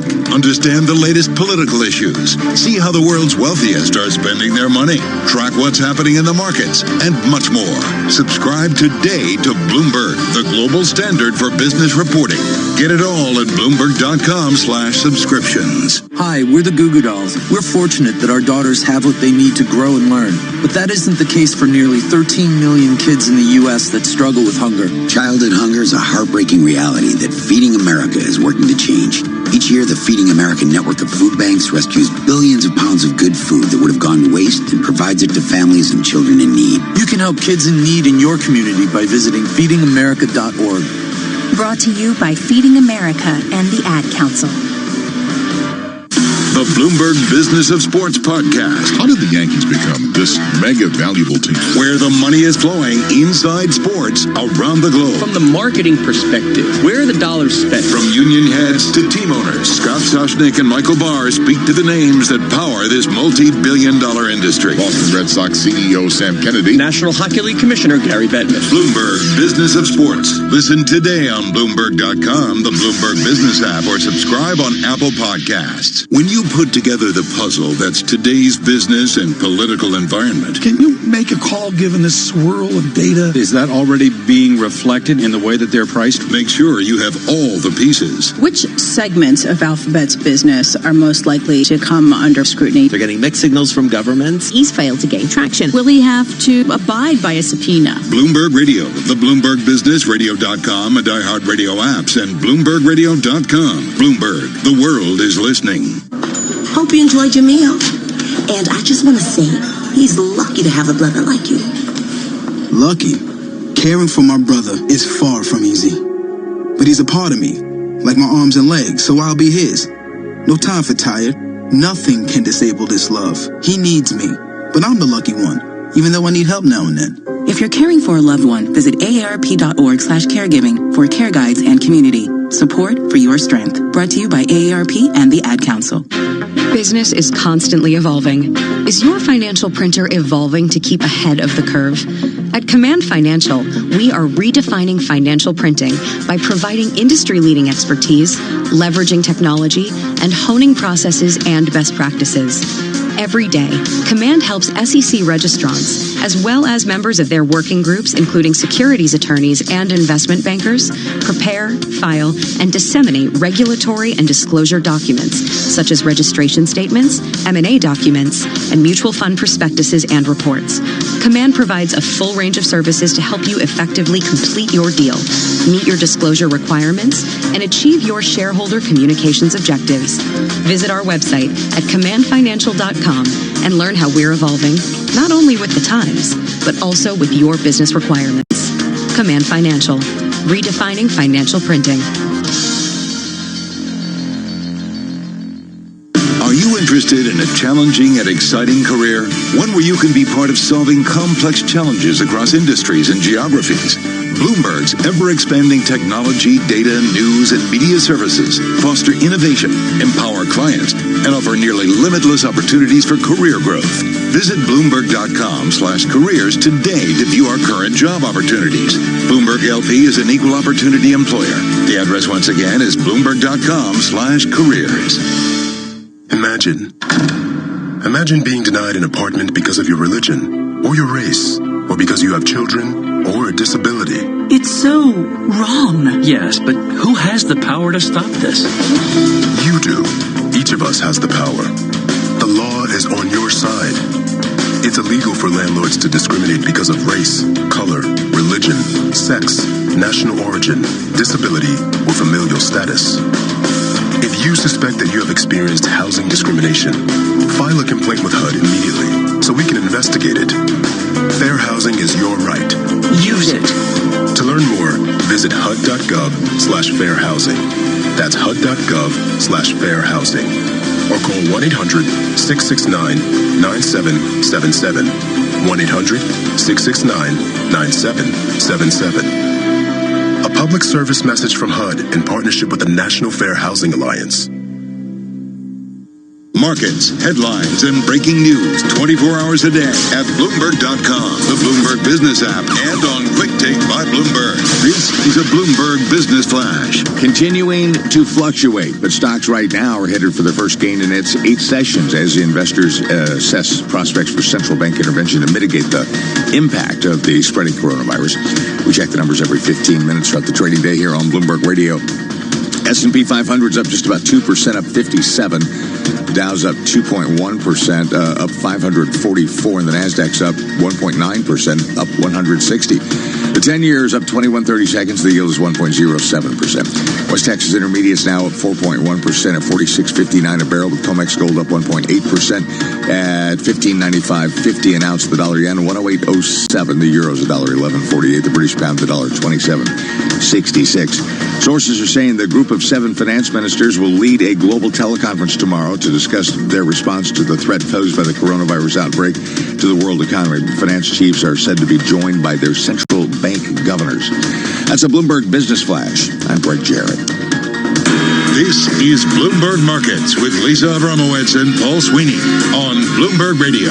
There's so many questions around the coronavirus, not just the spread of the virus, but also the shutdown in China and how long it will continue for and how long it will continue to disrupt supply chains.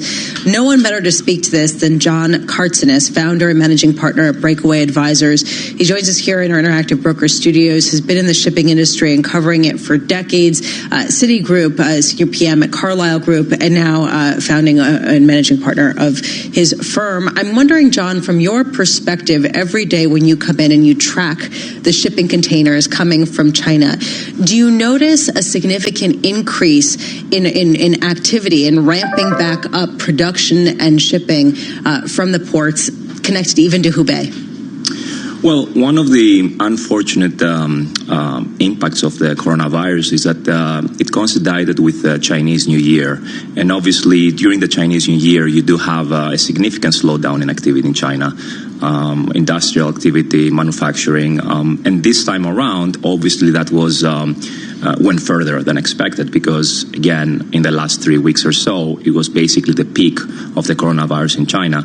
However, one of the things that we are monitoring and almost on a daily basis, either through satellites or through other, proprietary research, is that there has been a significant improvement in movements. To give you an example, if you look at the export activity from out of China, it went down 70% from what is considered normal. When you look at the imports, it went down 50% what's considered normal. And I think these indicators are now trending towards mean reversion, or they're not there yet, but at least the trend is that very soon they should meet what has been the long-term average.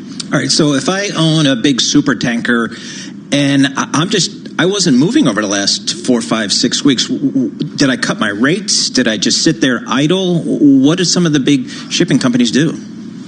So there are two different things. Obviously, the pricing is a function of supply and demand. And in the last month and a half, demand collapsed.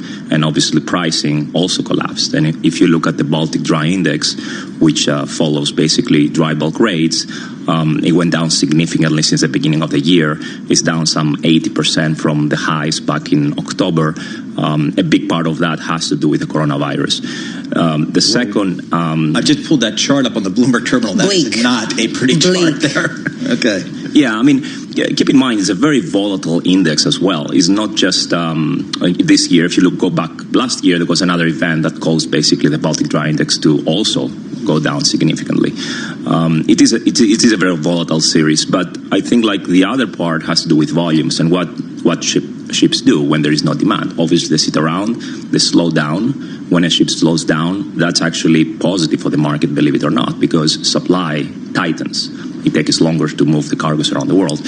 So I think both of these things are happening. Ships are steaming much slower. Some ships are waiting around because their rates are not really high enough to make sense for them to move the cargo. There's a bigger question here, not just about the temporary shutdown in the Hubei province in China and subsequent potential restrictions on trade in other regions in order to prevent the spread of this virus, but a deglobalization, a sort of, move from companies, big companies, away from international supply chains that we're hearing about, that a virus like this will only exacerbate. How much do you think that type of sentiment is taking hold among companies, reducing their sort of international supply chains, trying to make them more domestic and less vulnerable to interruptions like this? Well, I mean, there is an issue where production and where consumption is around the world, and that cannot change overnight. Obviously, when you talk about consumer goods, that's more significant than bulk trading. But I think probably, again, talking about the bulk side of the business, whether that's iron ore, coal, even when you talk about oil, I think you see some normalization in terms of volumes. On the consumer side, I think it's a little bit different. And obviously, production and consumption, the U.S. is obviously a major consumer of Chinese finished goods. China is a major exporter. There, probably that's not there yet, but that again depends a lot on what demand will look like in the Western world. So what are the companies themselves, the big shipping companies, what are they saying? Are they saying, as it relates to China, the worst might be behind us from the supply chain and that we're going to have a rebound in Q2? Or is it still, we don't know what the demand is going to be like in the rest of the world that you're mentioning? So I think when you talk about, again, bulk shipping, the fact that you didn't have as high of a demand in Q1, or you're not going to have, actually, we're still in the middle of Q1, there is a carry-on type of demand into the rest of the year. I do think that stimulus will come in China, and I think that's going to be significant, given where so far Q1 has been, and that probably you're going to have a catch-up type of demand for the rest of the year for the bulk side. For the consumer side, I think it's different because it depends a lot of how this is going to evolve in the Western world, Europe, U.S., in terms of what the demand will be for consumer goods. Right. Very good. John Cartsonas, thanks very much for joining us. We appreciate your expertise on the global shipping market, thinking about supply chain. But now we have to think about the demand side of the equation, as John mentioned, to the extent the virus continues to spread in Western Europe and potentially particularly in North America. John Carsonis, founder and managing partner for Breakwave Advisors, joining us here in our Bloomberg Interactive Broker Studio.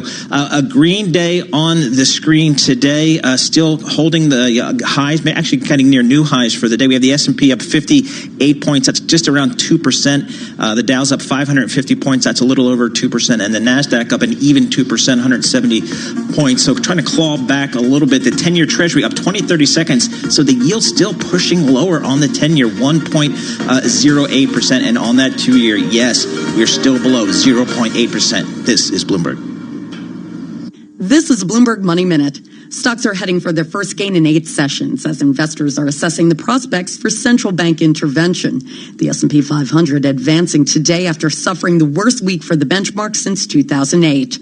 Vice President Mike Pence is set to meet with airline chief executive officers on Wednesday and cruise line CEOs on Saturday. That's according to a Trump administration official, as stocks of those companies fall as a result of the concern over the coronavirus.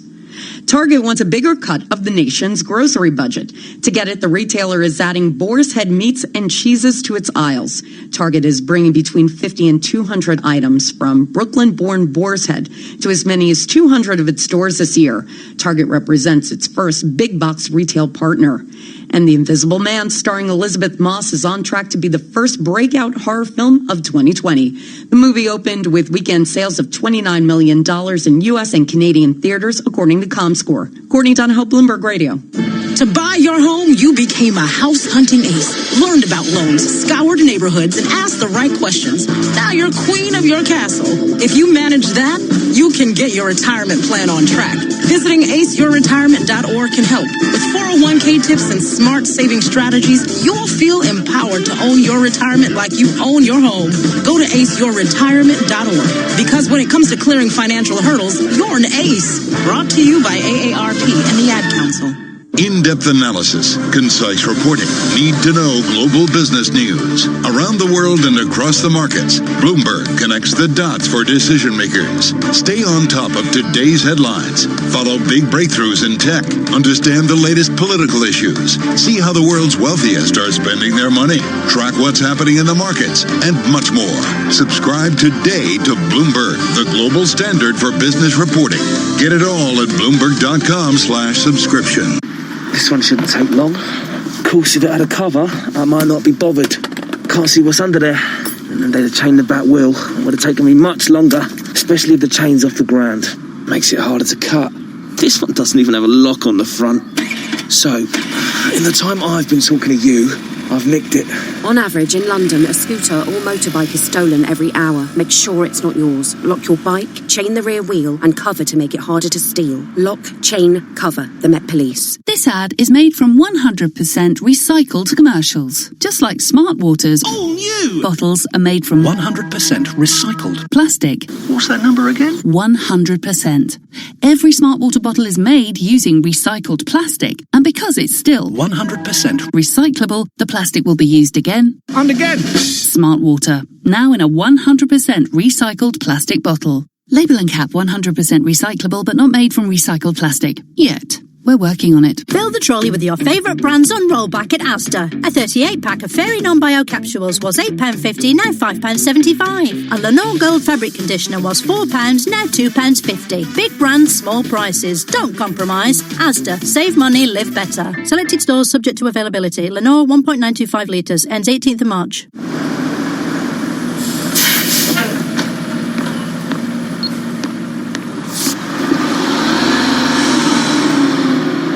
This is the sound of a Halifax customer who used to worry he wasn't saving enough, but is now saving the change every time he hops on a bus.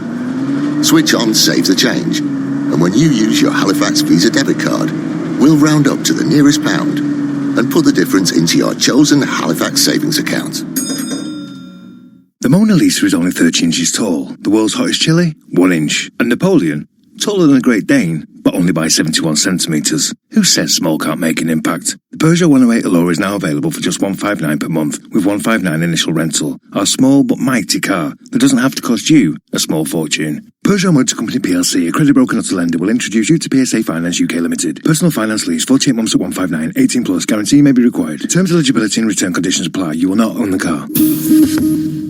down the right side of the lane, stops at the elbow jumper, up and good! TuneIn is your destination for college basketball, and it's free.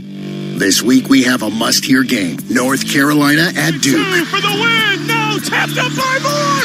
And in at the buzzer! Moore makes it in! This Saturday, tip-off is at 6 p.m. Eastern. With college basketball and TuneIn, hear every call from games around the country live. Search college sports to listen free today. The puck drops. 12 players face off to win. The suspense is pure torture, but you wouldn't miss this for the world. TuneIn brings you every minute of the NHL season. Listen live to hockey when it matters most on TuneIn. When you're not listening to your team, take it to the end zone, the rim, or the net. Keep up with the biggest moments in sports by following TuneIn on social media. Block, Cook into the end zone for the touchdown. From reminders of the live top games to tips of the best sports stations and podcasts. Welcome to Undisputed. We are live from Los Angeles. I'm Jenny Taft here with Skip Follow Bayless. at TuneIn on Facebook, Twitter, and Instagram to get the most out of TuneIn. You love TuneIn for live breaking news from CNN, MSNBC, Fox, CNBC, and more. But when you can't catch your favorite show as it airs, it might just be a click away as a podcast. Search your favorite news station to explore all the on-demand news shows on TuneIn. Broadcasting live from the Bloomberg Interactive Brokers Studio in New York. Bloomberg 1130 to Washington, D.C. Bloomberg 99.1 to Boston. Bloomberg 106.1 to San Francisco. Bloomberg 960 to the country. Sirius XM Channel 119 and around the globe. The Bloomberg Business app and BloombergRadio.com. This is Bloomberg Markets. Coming up, the market is now pricing in more than 3 rate cuts for the Federal Reserve this year. We'll get the view from RJ Gallo of Federated Hermes. Also, we'll be speaking with Leland Miller, Chief Executive Officer of China Beige Book International, trying to look ahead to production in China post-coronavirus disruption. Right now, though, let's head over to Greg Jarrett for a Bloomberg Business Flash. Greg. Trying to decide if it's time to relax or not, Lisa. Stocks are surging right now as investors grow confident that the stewards of the world's largest economies, the central banks, will act in concert to offset any impact from the spreading coronavirus. Meanwhile, Sylvia Yablonsky, Managing Director of Capital Markets, tells Bloomberg, your investment trends depends on just how long you want to go. I think if you have a long-term view, now is a good time. If you're going to hold stocks for the next 10 years, they're certainly on sale. The market tends to rebound. It tends to come back. Annualized performance of the S&P 500 is low double digits.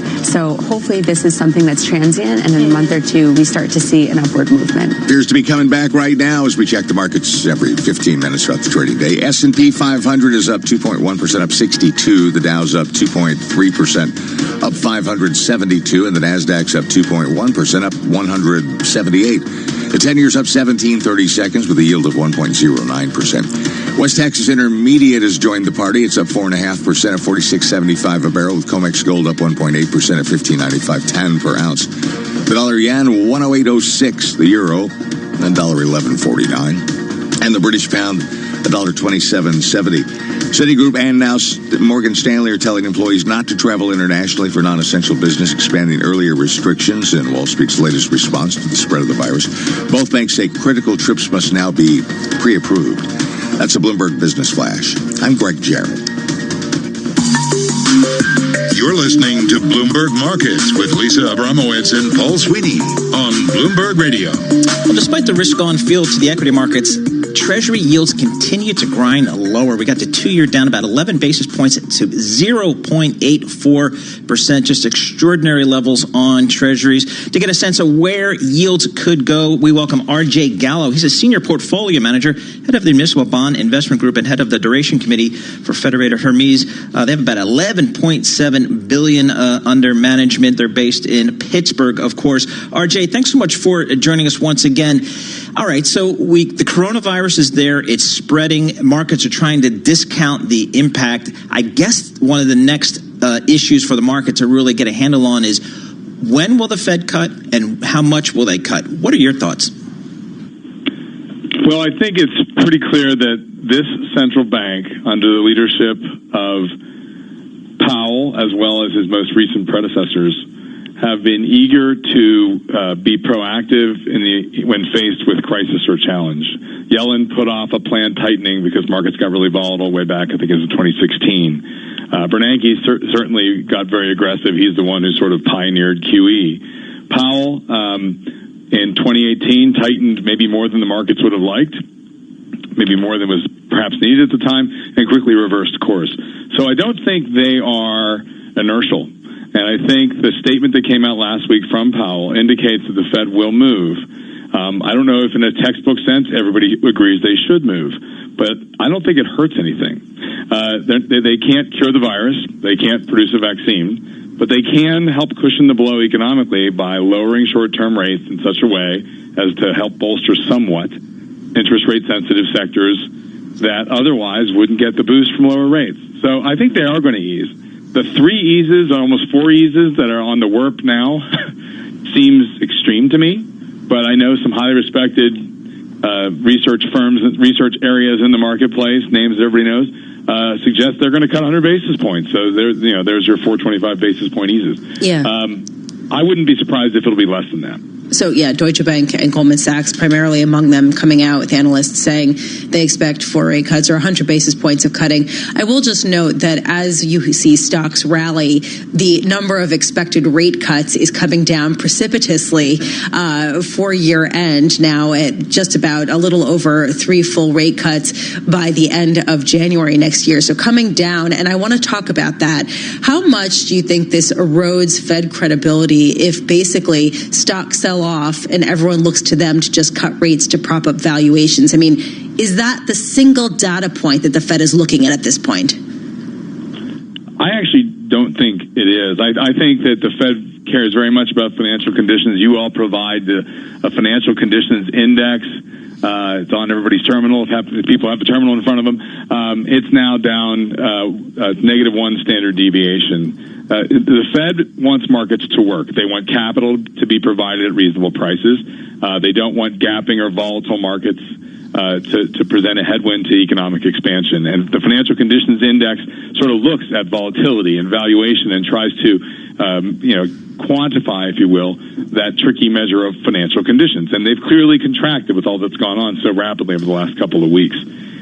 It's not just the stock market. The high-yield corporate markets certainly slowed down. I think deals got pulled last week. There's no planned issuance at this point, I don't think. That's a challenge to the Federal Reserve's overall framework that they want functioning in financial markets. So the easing isn't just to target a stock price or avoid a loss. I think it's to make sure that the financial flows in the economy don't grind to a halt. 12 years ago, when the financial crisis was starting up, it's when those financial flows ground to a halt.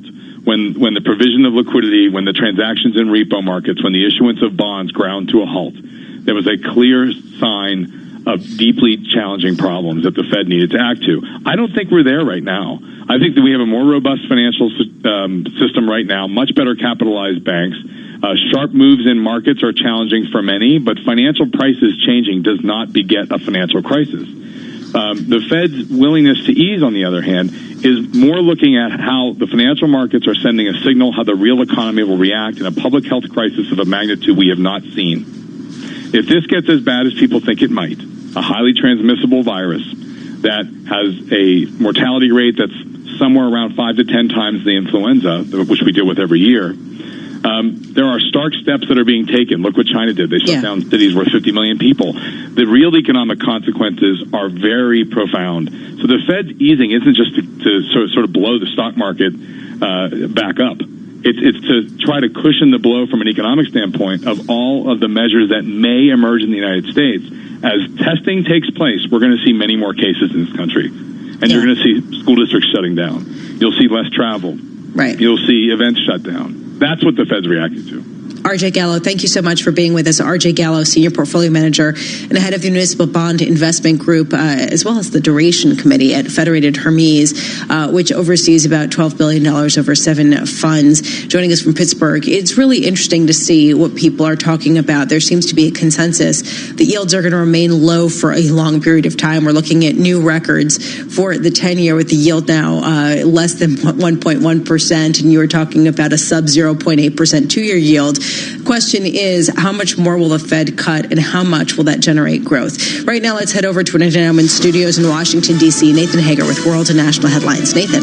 Lisa, a legend in corporate management has died. Bloomberg's Bob Moon has this look back at the life of former General Electric CEO Jack Welch. This is my last company-wide meeting. I thank all of you for what you've accomplished, and even more for what you'll do in the future. General Electric's value, as Bloomberg's Tom Keene recalled, grew 4,000% in 20 years under this legendary executive. People forget now, here was a Jack Welch who invented how you do business, which is don't make mistakes. Make as few mistakes as you can within the manufacturing process, which now sounds like duh, but at the time was revolutionary.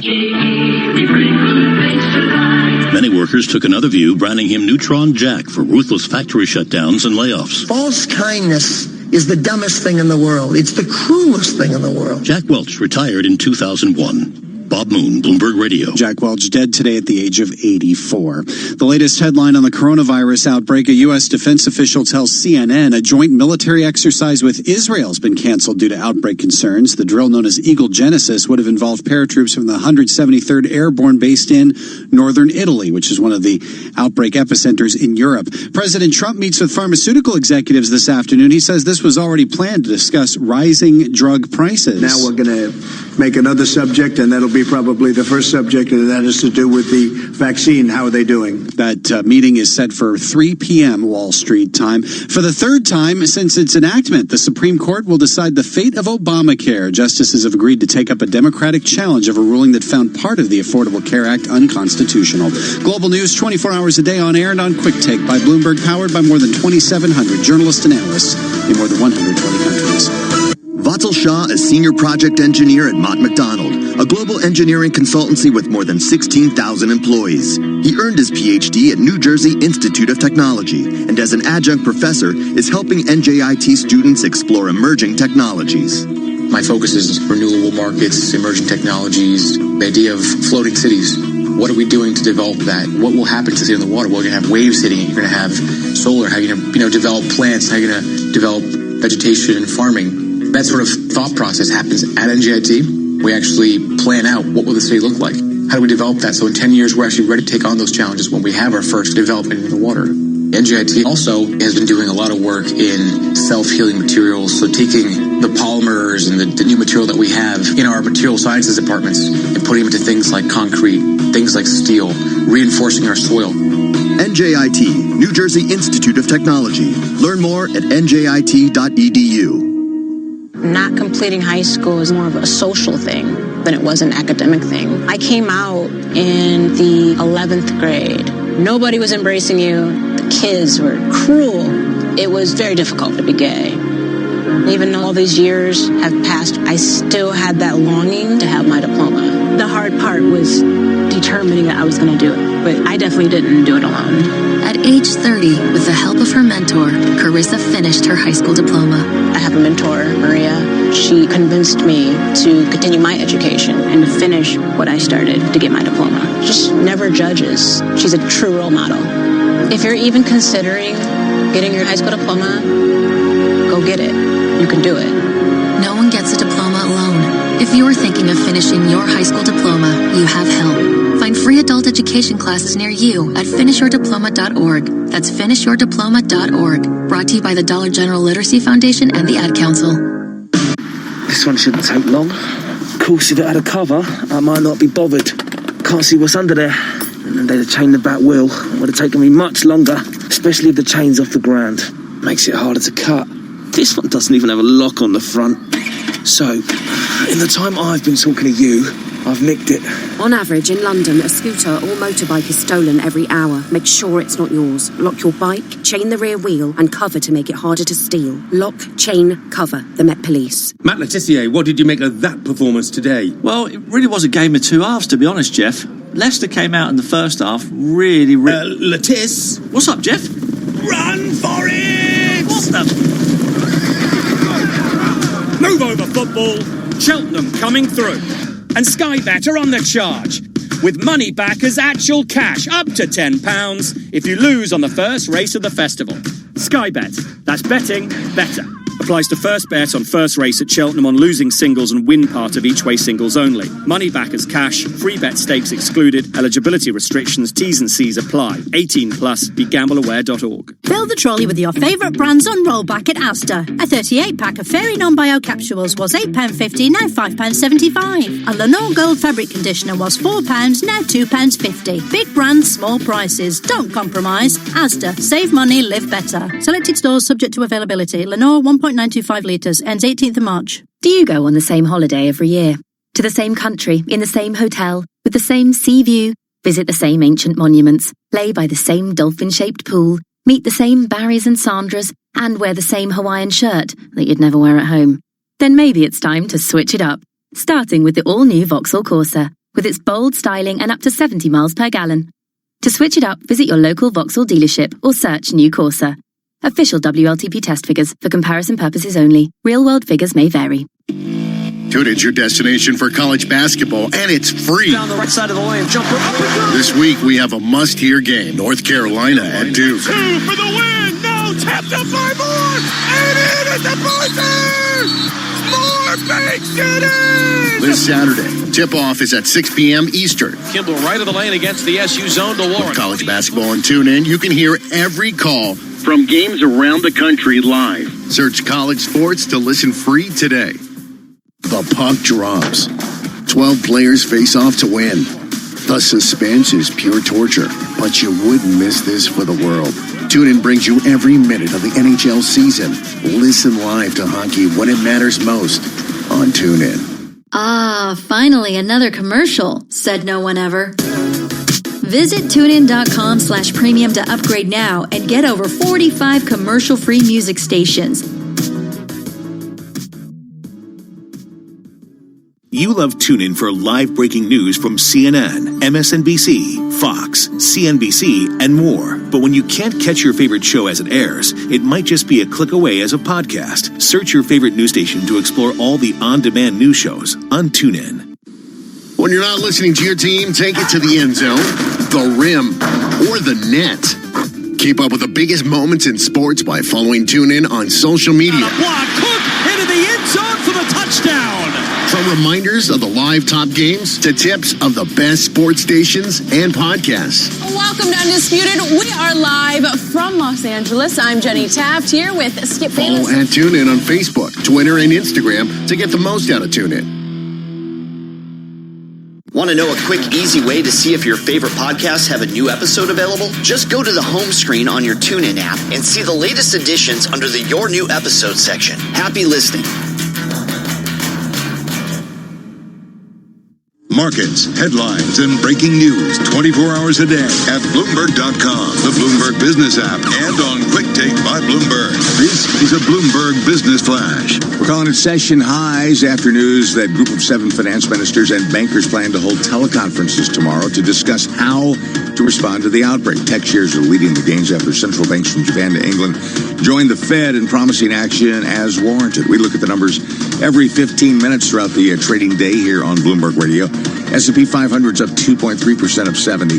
Dow's up 2.5%, up 644, and the Nasdaq's up 2.4%, up 208. 10-year is up 17.30 seconds, the yield 1.09%. West Texas Intermediate crude oil is up 5% now at 47 even a barrel. COMEX gold's up 1.9% at 15.97 even per ounce. The dollar yen 108.01, the euro $1.1150, the British pound $1.2774. That's a Bloomberg Business Flash. I'm Greg Jarrett, and that's it. You're listening to Bloomberg Markets with Lisa Abramowitz and Paul Sweeney on Bloomberg Radio. Well, Leland Miller, Chief Executive Officer of China Beige Book International, has nailed it time and again when it comes to looking at preliminary data coming out of Chinese companies, non-official data, and estimating the increase or decrease in activity ahead of the official PMI data that we got out of China that was incredibly ugly, record weakness that we saw in the manufacturing sector. Leland Miller was saying that we were going to see a contraction in the Chinese economy in the first quarter. That seems almost to be an uncertainty. The question question now is, going forward, how quickly can China ramp back up production and get supply chains working again? Leland Miller joins us here at our Interactive Broker Studios. So do you have a sense, based on preliminary data, Leland, of how much we're seeing manufacturing come back online from China? Yeah, we're seeing firms go back to work. We're seeing workers show up. So we're seeing a trend towards firms opening. But the question is, how productive are they actually being? There's a real question about this. When we break down the data to how many firms are open to how many are working in normal operations, the ratio is very low. It's better than it was 2 weeks ago, and we're tracking this data every single day as it comes in. But China's not back to work yet. What we do know is that Beijing has given us their bad data. That will be the low no matter what happens. An asteroid could hit Beijing at this point, and they're going to report better data going forward.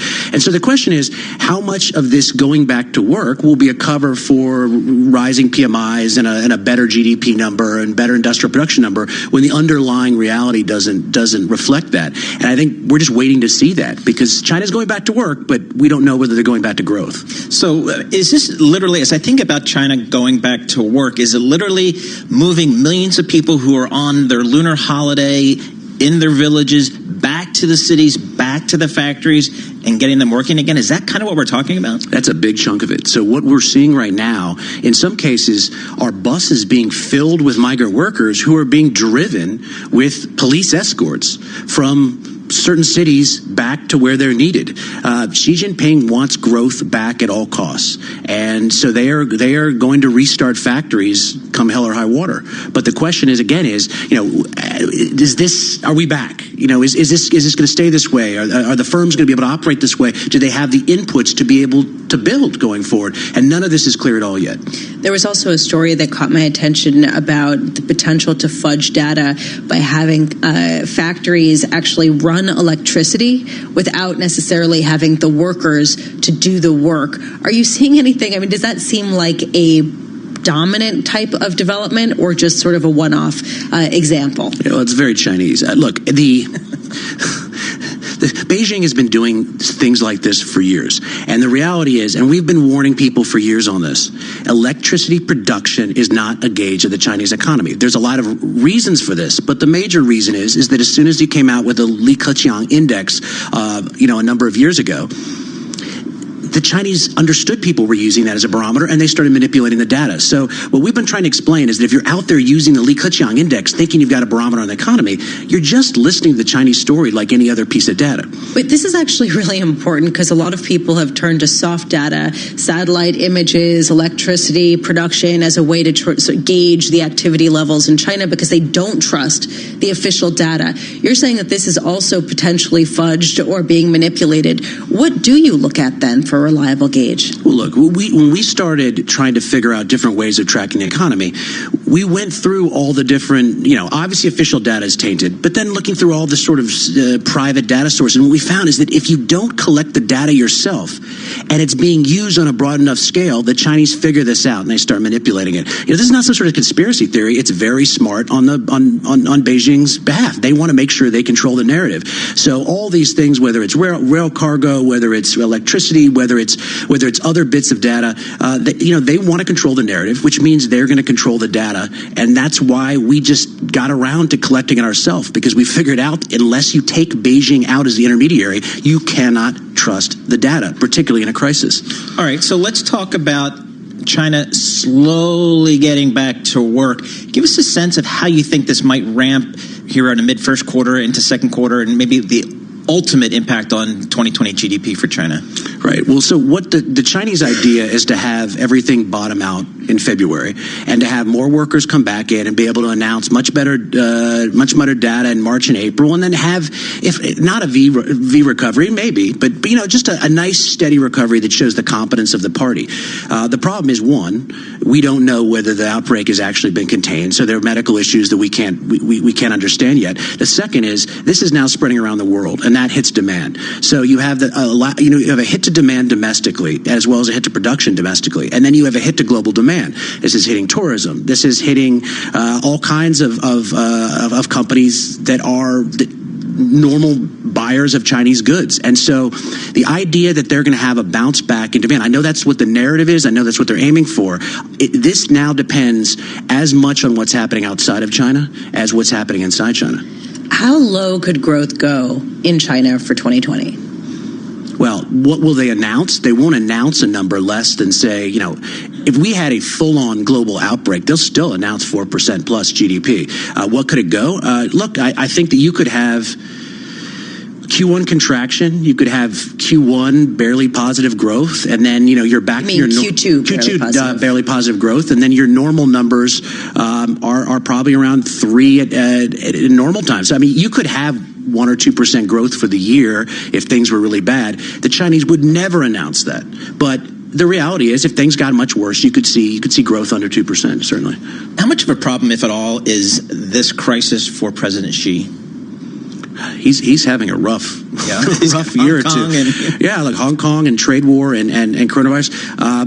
I think this is more dangerous than all of them because this goes to vulnerabilities of the party. It is not a mystery outside of China, but also inside of China, that the reason this spread like it did is because officials lied and covered it up and did a bunch of things you're never supposed to do when you've got an illness starting to spread. And this is not a mystery. I mean, you see it on WeChat, you see it in domestic conversations. So the question is, how can they throw enough junior people under the bus, redeem the senior officials in terms of the wonderful response, and sort of redeem the party's role in this? And one of the things you're seeing and you're going to see going forward is China is already starting to sell itself as the global authority on pandemic control. We'll help you out here. We don't need any favors, United States. Iran, you want our help. Italy, you want our help. We're here. We show you how to do it right. It's a clever narrative. Right. It's ridiculous, but it's a clever narrative. Clever narrative. Leland Miller, as always, we appreciate your commentary when it comes to all things China. We learned so much. Leland Miller is the Chief Executive Officer of China Beige Book International, my go-to person for things on China, which is, you have to really dig under the hood there. Well, I have to wonder, sub 2% growth in China, if that comes to pass for 2020, what that does to global GDP numbers, considering the fact that China has really been the engine driving growth. Exactly right. Coming up, Balance of Power with David Westard. He will drive the conversation forward. We'll get the latest on the primary from South Carolina and, of course, preview the all-important Super Tuesday tomorrow. He will have all of that coming up in just moments. For my colleague and co-host Lisa Abramowitz, I'm Paul Sweeney, and this is Bloomberg. In addition to Bloomberg Radio, you can catch the latest news and biggest newsmakers on Bloomberg Television. Look for us on DirecTV Channel 353 or check your local listing. That saying, success breeds success, it's true. Are we seeing any improvement? Carol Massar. Get priority tickets to AVA London with Orbital, Joy Orbison, Ross from Friends, Peach and more. If you're on O2, you'll have access to VIP, all with priority. AVA London at Printworks on the 14th of March. Unforgettable live music experiences with O2. O2, breathe it all in. Terms apply. Whatever job you're searching for, you can find it on LinkedIn. First jobs, flexible jobs, work from home on a Friday jobs, advertising jobs, accounting jobs, HR, PR, even ER jobs, Soho jobs, Shoreditch jobs. Keep me away from the central line jobs. Banking jobs, building jobs, never ever boring jobs. Small jobs, big jobs, lunch in Borough Market jobs, or even voiceover jobs, which is how I ended up recording this ad. Search millions of jobs on LinkedIn and find one meant for you. This one shouldn't take long. Of course, if it had a cover, I might not be bothered. Can't see what's under there. And they'd have chained the back wheel. It would have taken me much longer, especially if the chain's off the ground. Makes it harder to cut. This one doesn't even have a lock on the front. So, in the time I've been talking to you, I've nicked it. On average, in London, a scooter or motorbike is stolen every hour. Make sure it's not yours. Lock your bike, chain the rear wheel, and cover to make it harder to steal. Lock, chain, cover. The Met Police. This ad is made from 100% recycled commercials. Just like Smart Water's all new bottles are made from 100% recycled plastic. What's that number again? 100%. Every Smart Water bottle is made using recycled plastic, and because it's still 100% recyclable, the plastic will be used again and again. Smart Water, now in a 100% recycled plastic bottle. Label and cap 100% recyclable but not made from recycled plastic. Yet. We're working on it. Matt Letizia, what did you make of that performance today? Well, it really was a game of two halves, to be honest, Jeff. Leicester came out in the first half really... Letiz? What's up, Jeff? Run for it! What the... Move over, football. Cheltenham coming through. And Sky Bet are on the charge. With money back as actual cash, up to £10 if you lose on the first race of the festival. Sky Bet. That's betting better.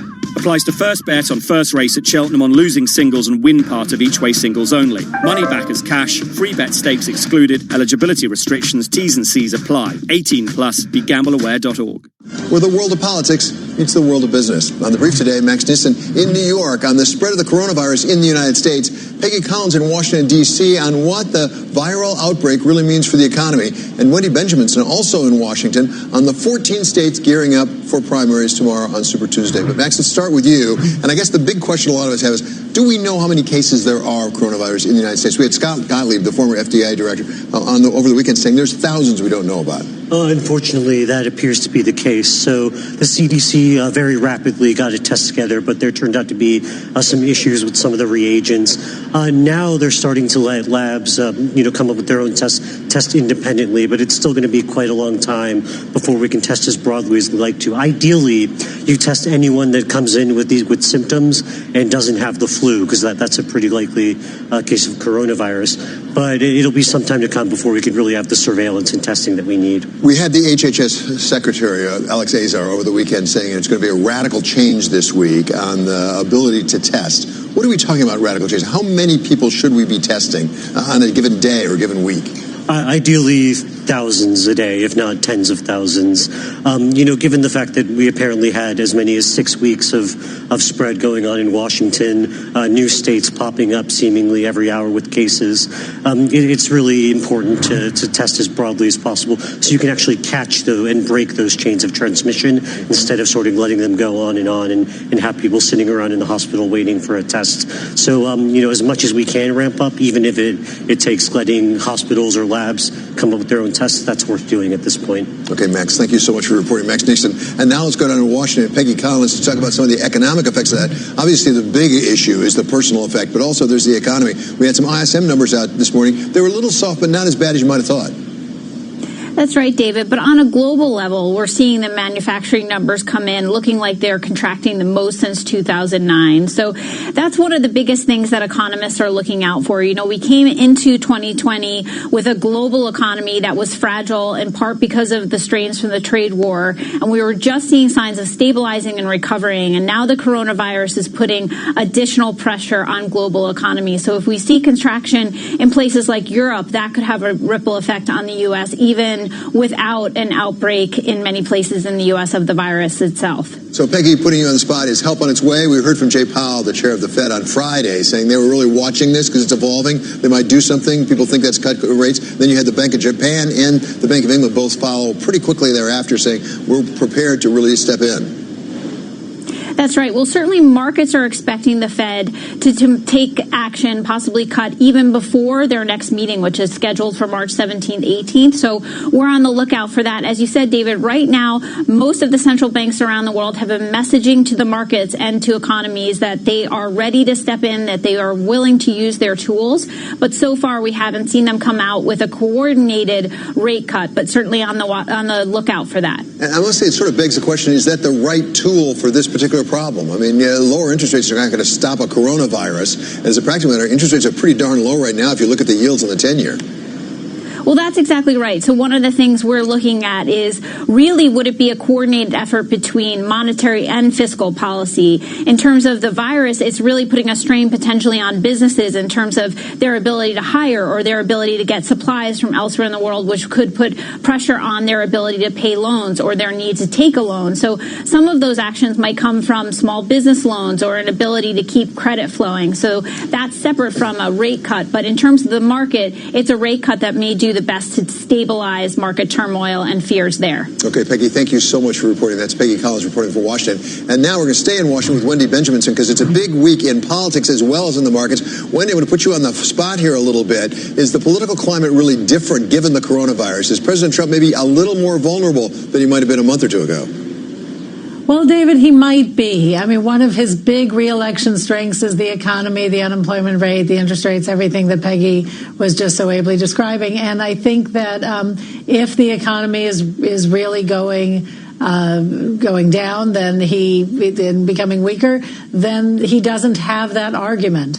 Whether, he'll say it's not his fault, it's the virus, all these things, but he will, but that certainly could hurt him. It certainly could hurt him with Republicans who focus on the stock market, and it can certainly hurt him with people who may be losing their jobs or things like that if this gets really bad. Which leads us naturally to the question of if it's not President Trump, who's the rival who will go up against him in November? We do have Super Tuesday coming up tomorrow. It's just a day away now, Super Tuesday.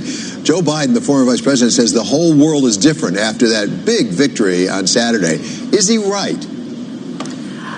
I think he certainly feels like the whole world is different. He came off two really bad losses in Iowa and New Hampshire, and then he came in second in Nevada. That was a really good night for him Saturday. I mean, he won half the vote. That was the biggest decisive win. He trounced Bernie Sanders, who is the national frontrunner right now, by 30 points.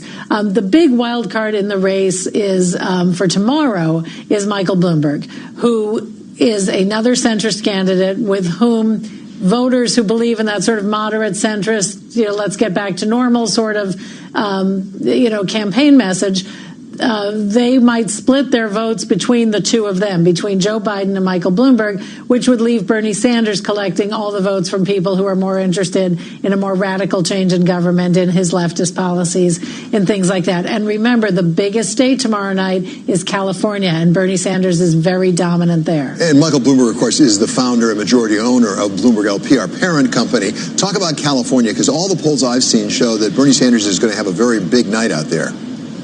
Bernie Sanders is very likely to have a big night out there. That is a very liberal state. It is a state where his income inequality argument is not philosophical. It's real. I mean, there are those pockets, Silicon Valley and the San Francisco Bay Area and down in the wealthy parts of Los Angeles, where people are obviously very, very wealthy. But the cost of living there is so high and so out of reach for all of the people who police those people, who keep them safe, who keep their houses clean, who, to provide those people all those services to farm workers. I mean, those people are really, really struggling in the California economy. They have a terrible homeless problem. And so you have Bernie Sanders come in and say free health care, free housing, free tuition, free child care. And that is really resonating out there. Wendy, thank you so very much. As Bloomberg's Wendy Benjaminson, she didn't mention it, but there's a terrific piece that her team has out on that very subject of income inequality in California and its relationship to Bernie Sanders' strength out there. And our special coverage of the Super Tuesday primary starts tomorrow night at 7 p.m. Eastern Time on Bloomberg Television and Radio. Now it's time to find out how the markets are doing in reaction to today's top stories. Joining us now is Abigail Doolittle. Well, a little relief, it looks like. Definitely. Maybe. I would say for sure, actually, at this point, a rebound rally. Earlier today, it was kind of dodgy, flipping between small gains and losses for the S&P 500 and the other major averages. But at this point, take a look at these gains. The S&P 500 and the NASDAQ both up nearly about 3%, the best day in more than a year. This, of course, comes after the worst week since 2008. All of this on uncertainty around this coronavirus and what it will mean for the global economy. Now, what's really interesting about this, it fits into past periods of volatility. When you look back at 2018, that fourth quarter, there would be a big down week followed by a big up week, so on and so forth, until between the bulls and the bears. The same thing in 2011, August and September, that volatility finally resolved in October. The same thing in 2008. So all the selling pressure that we had seen last week, now we see some investors willing to buy, perhaps relieved by the fact that we had those horrible PMIs out of China. That was sort of a given. So the fact that they came out, and also now some of these cases in the United States, while it's awful and it can be a little bit intimidating to some of us, it's the reality. And so instead of the reality not being spoken about, we now have some proof. But take a look at the Dow Transports. This has been the index leading the whole way with the coronavirus. I'm not quite sure whether or not it's up on the day. It had been right around even, but over the last several days, down sharply. So this is a big index to keep an eye on with those airlines. So some investors are buying stocks. They're also buying bonds. They're also buying bonds. The yield is even down further in the 10-year. Yes, so that tells you that we're probably more likely to see the volatility that we have seen in past periods because investors don't know whether they're all clear to buy stocks, so they're also hedging it with bonds. Encouraging, perhaps, we're seeing a bit of a bounce for the commodity complex. That's a bit risk on. Interesting, though, some of the top gainers for the S&P 500 names like Costco, its best day since 2009 as Americans are stockpiling. Exactly. Clorox as they're buying bleach. So this is far from over. Probably more volatility ahead, David. Okay, and you'll be here to cover it. Yes. Thank goodness. Okay, that's Abigail Doolittle with a report on the markets. We turn now to Mark Crumpton. He's here with Bloomberg First Word News. David, group of 7 finance ministers will lead a global teleconference tomorrow to decide how to handle the threat posed to the global economy by the coronavirus outbreak. Bloomberg has learned the finance chiefs will be joined by their central bank governors. Earlier today, French Finance Minister Bruno Le Maire said the ministers need to ensure that their responses are, quote, as coordinated as possible in order to be effective.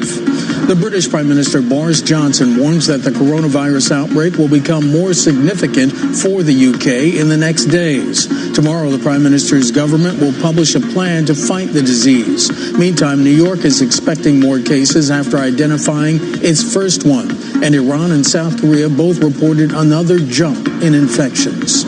The U.S. Supreme Court says it will again consider whether to strike down Obamacare. The justices will hear a Democratic appeal seeking to reaffirm the Affordable Care Act's constitutionality. The Trump administration is backing efforts by Republican-led states to invalidate the law. The court will hear arguments in the 9-month term that starts in October, with a ruling likely in the first half of 2021. In Israel, Prime Minister Benjamin Netanyahu and Benny Gantz headed to their third matchup in less than a year. The result may not be any different. The polls forecast a deadlock. Still, Netanyahu's chances may have picked up in recent days. Gantz is Israel's former military chief. Neither candidate was able to form a coalition government after the last 2 elections.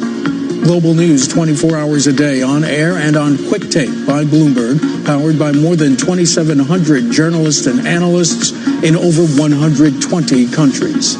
I'm Mark Crumpton. This is Bloomberg. David? Thanks very much, Mark. Coming up, more on the coronavirus and possible treatments. We're going to talk with an expert on infectious diseases from Brown University. This is Balance of Power on Bloomberg Television and Radio. Jason Kelly and A change is coming.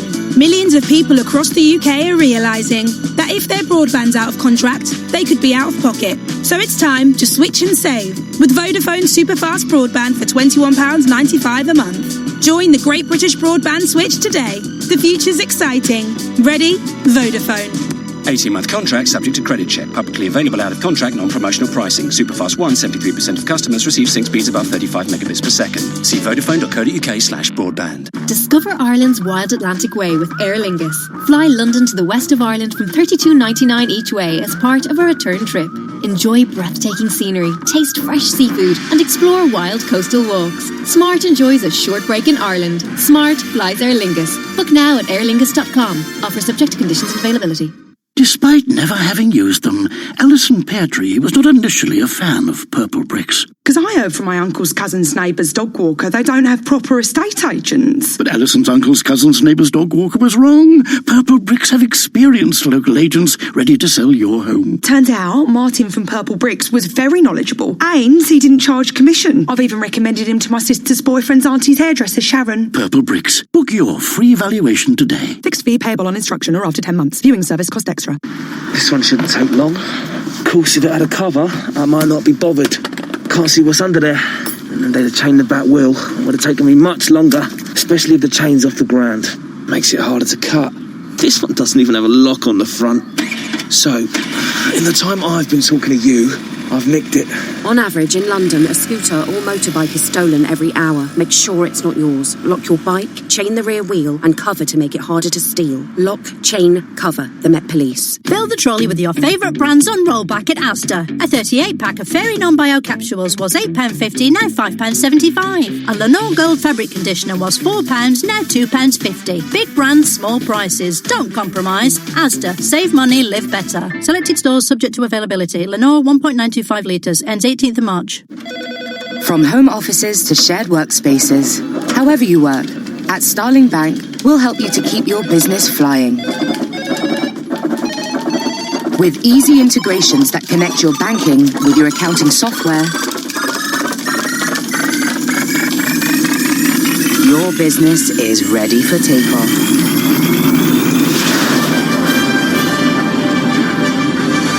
Starling Bank, helping business fly. What do you do to be an everyday superhero, like Mary? So I know it's tempting to pour used cooking oil straight down the sink, but I spoke to the local council and they said the best way to get rid of oil or fat is to collect it, once it's cooled down, of course, in a used container. And then you can scoop it out and put it in the bin. Cooking oils and fats block thousands of pipes every year. Save our sewers, rivers and seas by putting them in the bin, where they belong. Visit thameswater.co.uk/bin it. Together, we can care for the environment.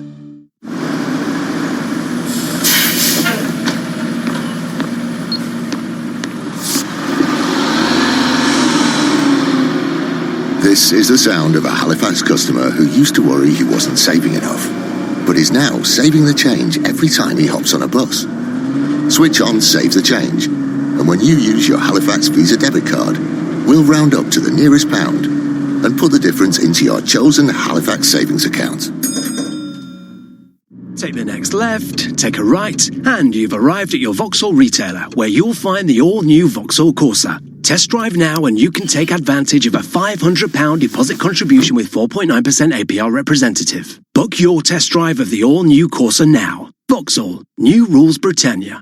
£500 allowance provided as deposit contribution on qualifying new Vauxhalls. Conditional sale and personal contract purchase only. Subject to status, T's and C's, 18 plus Vauxhall Finance. Registered by 2nd of April 2020. Search Vauxhall Test Drive. Switch to Sky Broadband Superfast. It's so reliable, we'll guarantee your speeds or money back. And for a short time only, it's just £25 a month for 18 months with a £19.95 setup fee. So stay connected with super reliable, super fast broadband at a super low price. Switch or recontract today. Search sky.com. Offer ends 12th of March. Prices may change during this period. Includes Sky Pay As You Talk. Sky Fibre areas only. Speeds vary by location. 1 month subscription refund if speeds drop below minimum download speed for 3 consecutive days. Claim twice in minimum term after first 14 days. See sky.com/guarantee. The moment you realise that radiator isn't warming up, it's chilly in London, and half the class are coming for a sleepover. The moment you realise you're covered by British Gas Home Care from £14 a month. That's just 46p a day, including parts and labour. Buy selected home care cover online by the 10th of March and get 1 month free. British Gas, here to solve. Search British Gas Home Care. Conditions apply. Prices vary by postcode. The puck drops. 12 players face off to win. The suspense is pure torture, but you wouldn't miss this for the world. TuneIn brings you every minute of the NHL season. Listen live to hockey when it matters most on TuneIn. Some ways of that, both because of the infectious nature of it. He says it's very efficient in the way it transmits itself, and also in the lethality, that there are some apparently healthy people who can die from it. Yes, well, there are parallels. That's what our brains always do. When we have something that is so different, we try to go back, either in history or in our mind, and associate with something that we know. And that is the way that knowledge develops in our brains. So what we try to do is try to go back and see different paradigms. There are indeed some similarities. Some of them are worrisome. The mortality rate of influenza was high, but at that time we had no health system and no real no antibiotics, for example, to fight secondary infections. The information would travel very slowly. Now we know a lot in a very short period of time. On the other hand, also there is a difference in transmission. If this was influenza, it would have been a pandemic already, and the containment efforts would have done absolutely nothing.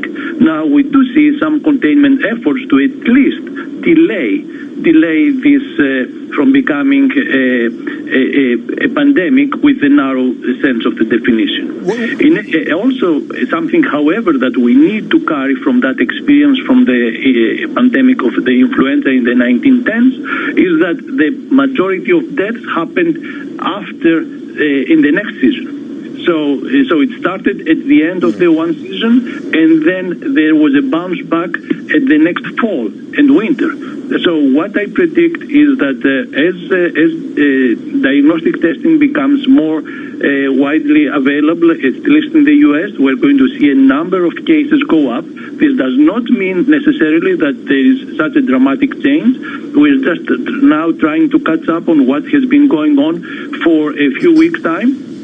And then, hopefully, there is an expectation from other coronaviruses that the transmission will decrease. But also, we need to prepare for the long haul. Long haul meaning a few months to go through this and be prepared for any re-emergence of the situation in the next season. In that regard, yes, we have a lot to learn from the pandemic flu.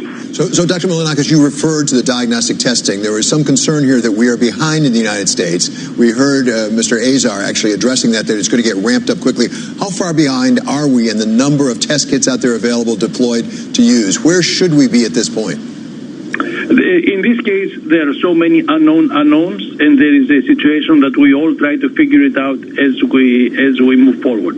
So there is no should, but there is a situation that we have to see it in a pragmatic way. The testing now is becoming more and more common.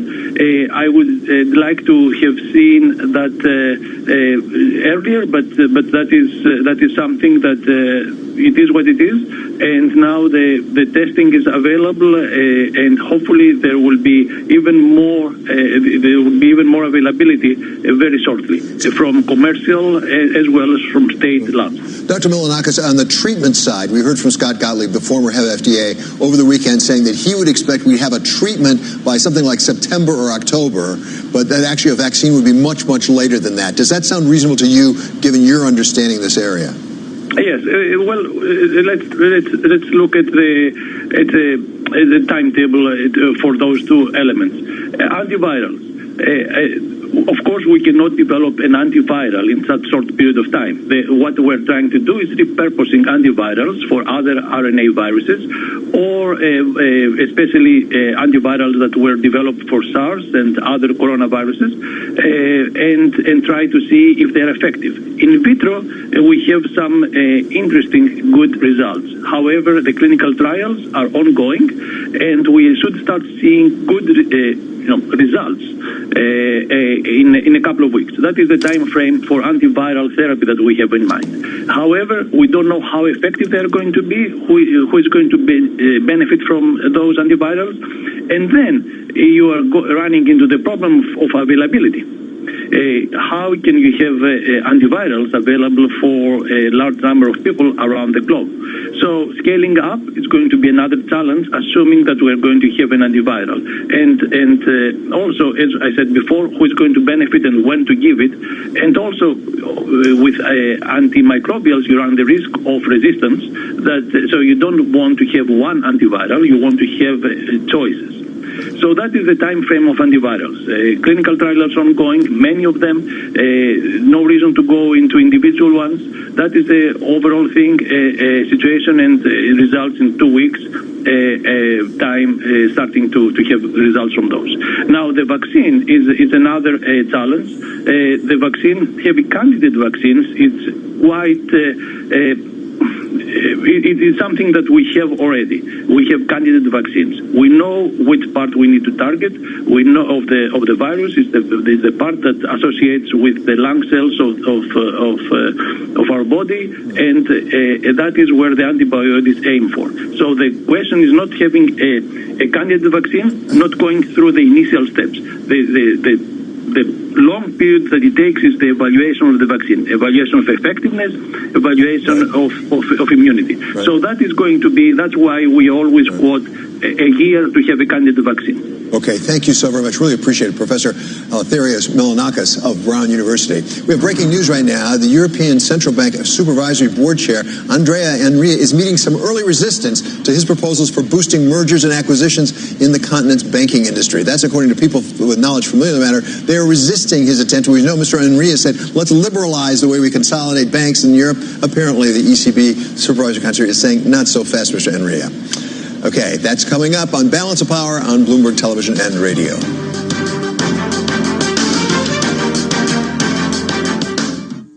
Hey, y'all, Jeff Foxworthy here. Now, if you've ever found yourself repeating the same thing over and over for 75 years, you might be Smokey Bear. Only you can prevent wildfires. That's why I'm filling in for Smokey to switch things up, because there's a lot more to say. And I should know because my grandfather was a firefighter. And one of the things he taught me is that the people that love the outdoors the most are often the ones accidentally starting wildfires, which means always BYOB. No, bring your own bucket to the campfire. And be extra careful with things like burning yard trimmings. Don't just walk away, or chances are you might be starting a wildfire. So for the love of the outdoors, go to SmokeyBear.com to learn more about wildfire prevention. Brought to you by the U.S. Forest Service, your state forester, and the Ad Council.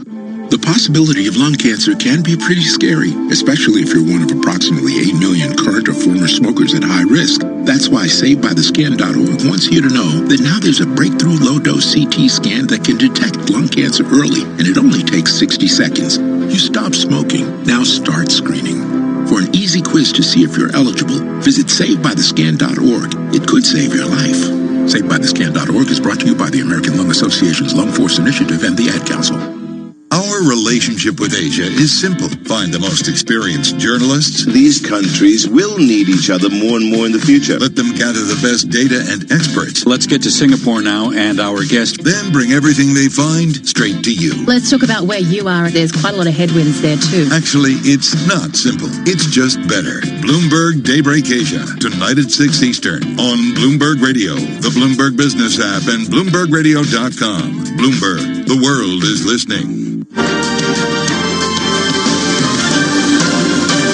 This is Balance of Power on Bloomberg Television and Radio. I'm David Weston. Equities are rebounding today following the worst week for the S&P 500 since 2008. Taylor Riggs is back from the West Coast, the tech world, and she's going to explain it all to us. Yeah, so finally a little bit of some good news. And this is interesting. We got China PMIs overnight that were not good, plunging to about 37.5 reading from a 50 in February. But then the CSI 300 over in China had one of its best days since last May. So that gave a little bit of some optimism overseas. Clearly that's translating here into the U.S. markets. We're up anywhere from 2.5%. David, one thing I really have my eye on, though, is those yields, because if you take a look at the 2 and the 10-year, they're still falling.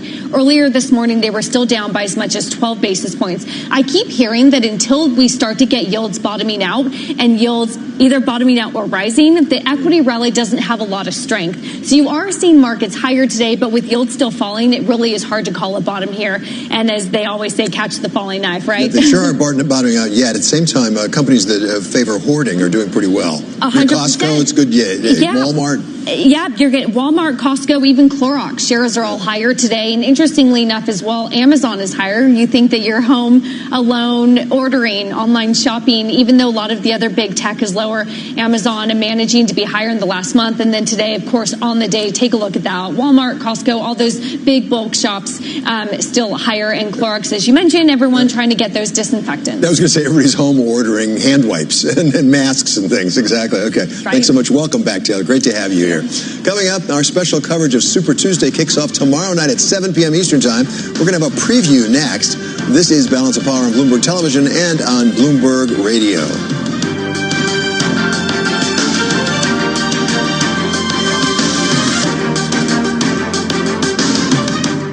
This is a Bloomberg Money Minute. U.S. stocks are soaring over 2% as central banks from Japan to England join the Federal Reserve in promising to do their part to cushion the coronavirus impact on the economy. The Dow is up 774 points, S&P up 84, the Nasdaq climbing 246 points. The Institute for Supply Management's index, a key gauge of U.S. manufacturing, dropped in February amid mounting concerns over the spreading coronavirus outbreak. Meanwhile, global manufacturing dropped the most since 2009 as the coronavirus disrupted demand, trade, and supply chains. In acquisitions, Gilead Sciences has agreed to buy the company 47 Inc. for nearly $5 billion. And Wendy's forecasts that breakfast will add as much as 8% to its sales, so it's now open for breakfast at all U.S. restaurants. Donna Wilson, Bloomberg Radio. 25 years ago, NJIT graduate Dick Sweeney co-founded Keurig Green Mountain, a company whose incredible innovations changed the way the world brews a cup of coffee. Today, he lectures widely on business leadership and is a strong advocate for NJIT's work to combine business education with the power of STEM. NJIT is definitely fostering the innovative thinking for budding entrepreneurs simply because that's the world we live in. NJIT is producing students that have been trained, educated, and given the business acumen to be a contributor to a company. The distinct mission is to develop great STEM scholars. The attributes I've always looked for in team members are heart, smarts, guts, and luck. So we want people with passion, intelligence, courage, and never discount luck. The student coming out of NJIT has experienced all of that. NJIT, New Jersey Institute of Technology. Learn more at njit.edu. Right now, Doctors Without Borders medical teams are operating in some of the most remote and dangerous corners of the world.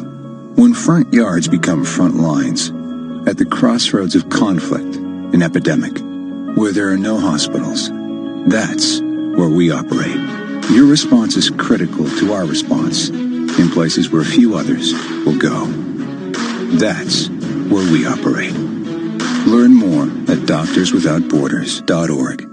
Revisions, return policies, there are so many ways to redo a decision. What are the ramifications if she crumbles or doesn't crumble? Do they have any path other than the courts? Except here, we have to get it right the first time. We always talk about the losers in a trade war. Are there winners? So that you can too. How does your modeling have to pivot to reflect a different scenario? Bloomberg Radio, the Bloomberg Business, Radio.com, and iHeartRadio apps, and BloombergRadio.com. Bloomberg, the world is listening.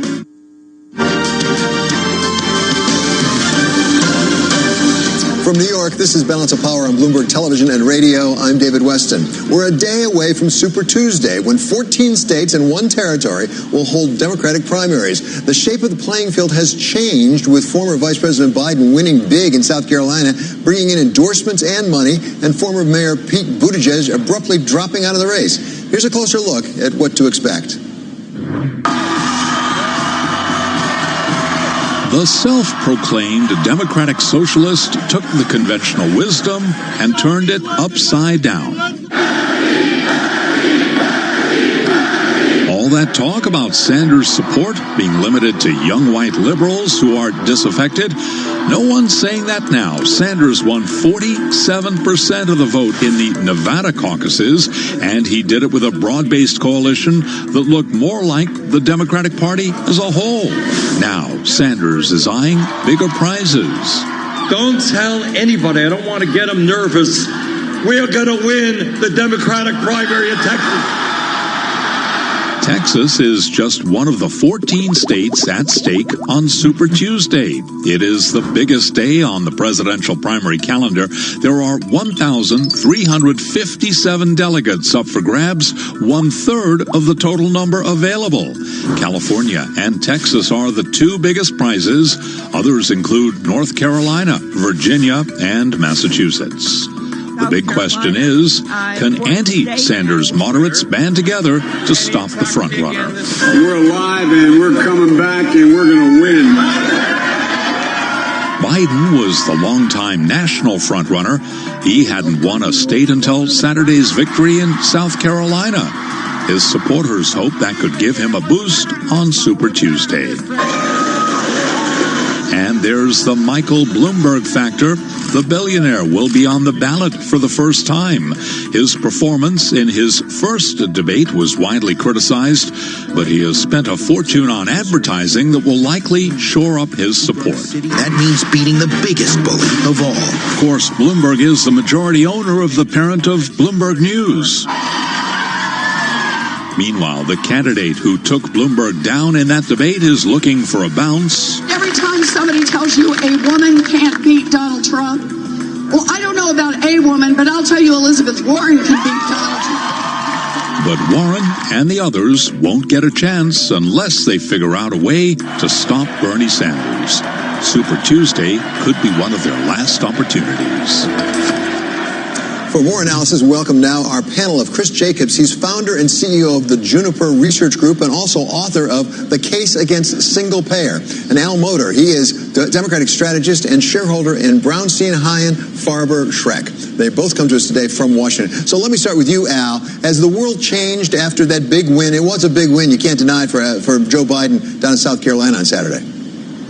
It's changed, David, but it hasn't changed as much as the vice president would like. He still has a big task in front of him, and he needs to perform tomorrow to stop the Sanders momentum, which is certainly going to come out of California, perhaps Texas, and other states. The key here is that 15% threshold. How many candidates can get above it in each of the states that they're competing in and in the congressional districts, because states award delegates both statewide and congressional district by congressional district.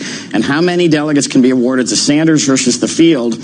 And all of them, other than him, are looking to keep him below a majority of delegates. And Chris, as you look at it across the aisle over the Democratic side, is this breaking down to some extent along geographic lines? That is to say, north versus south, with Bernie Sanders really being quite dominant in the north, but maybe Vice President Biden having some chance in North Carolina and Virginia, Tennessee, places like that. It's breaking down along geographic lines. It's also breaking down along demographic lines. One of the things that really propelled Sanders to victory in Nevada was his strength among Hispanic voters, along with the traditional kind of working class whites and young people. And so that is what propelled Sanders in Nevada. That is potentially what has him leading the polls in California. Could also mean he breaks through in Texas, whereas Joe Biden's support on Saturday in South Carolina was based on African-American voters, who are majority of the voters in the Democratic primary. Joe Biden, in theory, could do well in southern states with a majority of African-American voters on tomorrow. I wonder also, Al, the extent to which the coronavirus may affect this race as we go forward, because this is a whole different kettle of fish, so to speak, we didn't have a month or two ago. And it really raises questions about economic security, health security, things like that. Well, I think the vice president is on firm ground here. He can talk about his experience with President Obama. They had established a pandemic office within the White House, which President Trump has mysteriously gotten rid of, and irresponsibly, I would say, gotten rid of. And Bernie Sanders might make a case and say, look, this is why we need everybody covered under our healthcare system. We can't have gaping loopholes where people don't have coverage, particularly when there were life-threatening diseases threatening the globe. So I think it will play to the benefit of some candidates more than others. I noticed that Bloomberg also ran a pretty strong ad against President Trump, suggesting that he had the strength and the experience after 9/11 to deal with crises like this. So it's certainly being injected into the live stream of the campaign. Well, Chris, let's go over to you, because you've written the book on single payer. You're no big fan of it whatsoever. At the same time, are there two things that come together here, which is pocketbook issues, how the economy is doing on the one hand, and health on the other? Two things that voters say they care about a lot that could come together in a way that really could jeopardize the president's position. Well, certainly the coronavirus is a wild card, not only what it has on an impact on people's lives and safety and people contracting the disease, but then also the broader economic impact. We'll see how it plays out in the coming weeks and months ahead. I think the Democrats have an interesting conundrum on their side. A majority of voters in each of the four Democratic primaries, Iowa, New Hampshire, South Carolina, and Nevada, all supported single-payer Medicare for all system. A majority of Democratic voters in each of the four states, even in South Carolina where Joe Biden won on Saturday. The problem for the Democrats is a majority of voters of the country don't necessarily support it. So you've got an issue where the Democratic base is going against the broader population. Well, David. Sorry, Al, please go ahead. I was just going to say, one thing I would add here is that this is going to have a major impact on the general election as well, and nobody can really control it, and this is why I think the president is worried. This could be his black swan event, so to speak. If we have a global pandemic that shuts down economic growth opportunities, you see major companies in America imposing travel bans right now. We've already had government-imposed travel bans in many countries. Conferences are being shut down. The economy is going to slow, as Goldman Sachs has predicted, and there's nothing anybody can do about that. That could become a problem for President Trump, whose hallmark for his reelection is his economic success, at least as he argues it. And Chris, I want to come back to you. There is a distinction between single payer on the one hand and universal coverage on the other. You can have universal coverage without having single payer. Is that too subtle for American voters to really sort out? Well, I don't think so. Joe Biden certainly wants to build on Obamacare, and that's been the mantra of his campaign, that he's attacked Bernie Sanders for single payer being too radical. Joe Biden has his own problems, though. He received over $13 million in income from his business that he didn't pay Obamacare taxes on, which makes him a flawed messenger to really say he supports Obamacare when he had an opportunity to pay Obamacare taxes on his income, and he went to great lengths to avoid that. So, Al, is this a strength or a weakness for the Democratic Party? Well, every election in the past 20 years has turned on this issue, and I think it's up in the air as to who wins on this issue in the fall. But I will tell you this. If we're running under the Bernie Sanders ticket in terms of taking away health care from 160-some million Americans, it will be a loser for Democrats. Okay, thank you to both of you. That's really very helpful discussion. That's Al Motor and Chris Jacobs. They both are coming to us today from Washington. And we want you to tune in to our full coverage of Super Tuesday tomorrow. We're going to start at 7 p.m. Eastern Time. And now, for Bloomberg First Word News, we go to Mark Crumpton. David, some American troops in Afghanistan will be coming home soon. Defense Secretary Mark Esper says he's given the top U.S. commander in Afghanistan the go-ahead to begin the initial withdrawal of American military. The drawdown was required to start within 10 days of Saturday's signing of a peace deal with the Taliban. Nearly 13,000 American troops are currently serving in Afghanistan. The coronavirus is spreading in the United States. New Hampshire has just reported its first case of the virus. That's after a Manhattan woman became the first confirmed case in New York State. Meanwhile, across the Atlantic, Portugal has just confirmed its second case, according to the health directorate there. The Supreme Court has rejected an appeal of the federal ban on bump stocks, devices that allow semi-automatic firearms to fire rapidly like machine guns. President Trump said the government would move to ban bump stocks following a 2017 shooting in Las Vegas in which a gunman used the devices to shoot concert goers from his hotel room. 58 people were killed and hundreds were injured. Jack Welch has died. Welch was a champion of corporate efficiency who built General Electric into one of the world's largest companies, and he influenced generations of business leaders. GE stock rose almost 3,000% over Welch's 2 decades as CEO. Still, his reliance on GE's finance unit would prove to be a threat to the company after he retired. Jack Welch was 84 years old. Global news 24 hours a day, on air and on Quick Take by Bloomberg, powered by more than 2,700 journalists and analysts in over 120 countries. I'm Mark Crumpton. This is Bloomberg. This ad is made from 100% recycled commercials, just like Smart Water's all new bottles are made from 100% recycled plastic. What's that number again? 100%. Every Smart Water bottle is made using recycled plastic, and because it's still 100% recyclable, the plastic will be used again and again. Smart Water, now in a 100% recycled plastic bottle. Label and cap 100% recyclable, but not made from recycled plastic. Yet. We're working on it. Mayday, Mayday, this is Red Dwarf. Our engines are dead and we're being sucked into a black hole. Can anyone hear me? Over? The only thing that's over is us, Crichton. We're finished. Guys, relax. I've got Smart Breakdown with the AA. It sends them your vehicle's fault data, so they should know what's wrong before they even get here. I don't believe it. What, that they'll already know what's wrong? No, that you're actually capable of something useful. The future of breakdown, today. The AA. Drive smart. See theaa.com for details. Get priority tickets to AVA London with Orbital, Joy Orbison, Ross from Friends, Peach and more. If you're on O2, you'll have access to VIP, all with priority. AVA London, at Printworks on the 14th of March. Unforgettable live music experiences with O2. O2, breathe it all in. Terms apply. Fill the trolley with your favourite brands on rollback at Asda. A 38-pack of Fairy Non-Bio capsules was £8.50, now £5.75. A Lenore Gold fabric conditioner was £4, now £2.50. Big brands, small prices. Don't compromise. Asda. Save money, live better. Selected stores subject to availability. Lenore 1.925 litres. Ends 18th of March. Get to TradePoint for a massive 20% off bathroom furniture, toilets, basins and baths. And if you've loyalty discount, you'll get this on top. So, for big bathroom savings in-store and online, get to TradePoint. Ends 9th of March. Subject to availability. See tradepoint.co.uk. Your new neighbour is a musician. His creative peak is at 3 a.m. They're doing roadworks next to your house. A famous teen star moves onto your street. There's always a reason to travel. Fly with Lufthansa's incredible fares around the world to destinations like Nairobi, Cape Town or Johannesburg. Book now on Lufthansa.com. Conditions apply. Say yes to the world.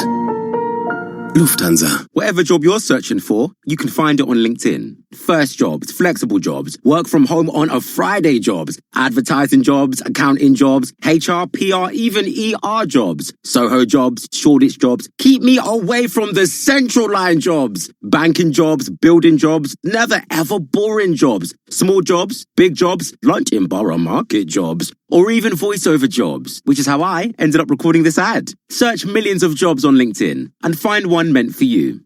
This one shouldn't take long. Of course, if it had a cover, I might not be bothered. Can't see what's under there. And then they'd have chained the back wheel. It would have taken me much longer, especially if the chain's off the ground. Makes it harder to cut. This one doesn't even have a lock on the front. So, in the time I've been talking to you, I've nicked it. On average, in London, a scooter or motorbike is stolen every hour. Make sure it's not yours. Lock your bike, chain the rear wheel, and cover to make it harder to steal. Lock, chain, cover. The Met Police. When you're not listening to your team, take it to the end zone, the rim, or the net. Keep up with the biggest moments in sports by following TuneIn on social media. Block, Cook into the end zone for the touchdown. From reminders of the live top games to tips of the best sports stations and podcasts. Welcome to Undisputed. We are live from Los Angeles. I'm Jenny Taft here with Skip Follow Bayless. at TuneIn on Facebook, Twitter, and Instagram to get the most out of TuneIn. You love TuneIn for live breaking news from CNN, MSNBC, Fox, CNBC, and more. But when you can't catch your favorite show as it airs, it might just be a click away as a podcast. Search your favorite news station to explore all the on-demand news shows on TuneIn. The puck drops. 12 players face off to win. The suspense is pure torture, but you wouldn't miss this for the world. TuneIn brings you every minute of the NHL season. Listen live to hockey when it matters most on TuneIn. Want to know a quick, easy way to see if your favorite podcasts have a new episode available? Just go to the home screen on your TuneIn app and see the latest editions under the Your New Episode section. Happy listening. This is not a commercial. This is a reminder. With TuneIn Premium, you could be listening to more music commercial-free. Get over 45 commercial-free music stations. Visit TuneIn.com/premium to upgrade. Things fit together for you as you run Panera. Yeah, coronavirus, fast emerging situation. We're watching it very, very closely. We're monitoring all of the CDC notifications. We're thinking through our supply chain plans to ensure ongoing sort of continuity of supply chain. And most importantly, we are prepared to ensure ongoing safety for our customers and our employees. So we're prepared and we're watching it closely, but so far we're just, excited about this initiative, and we're going absolutely flat out.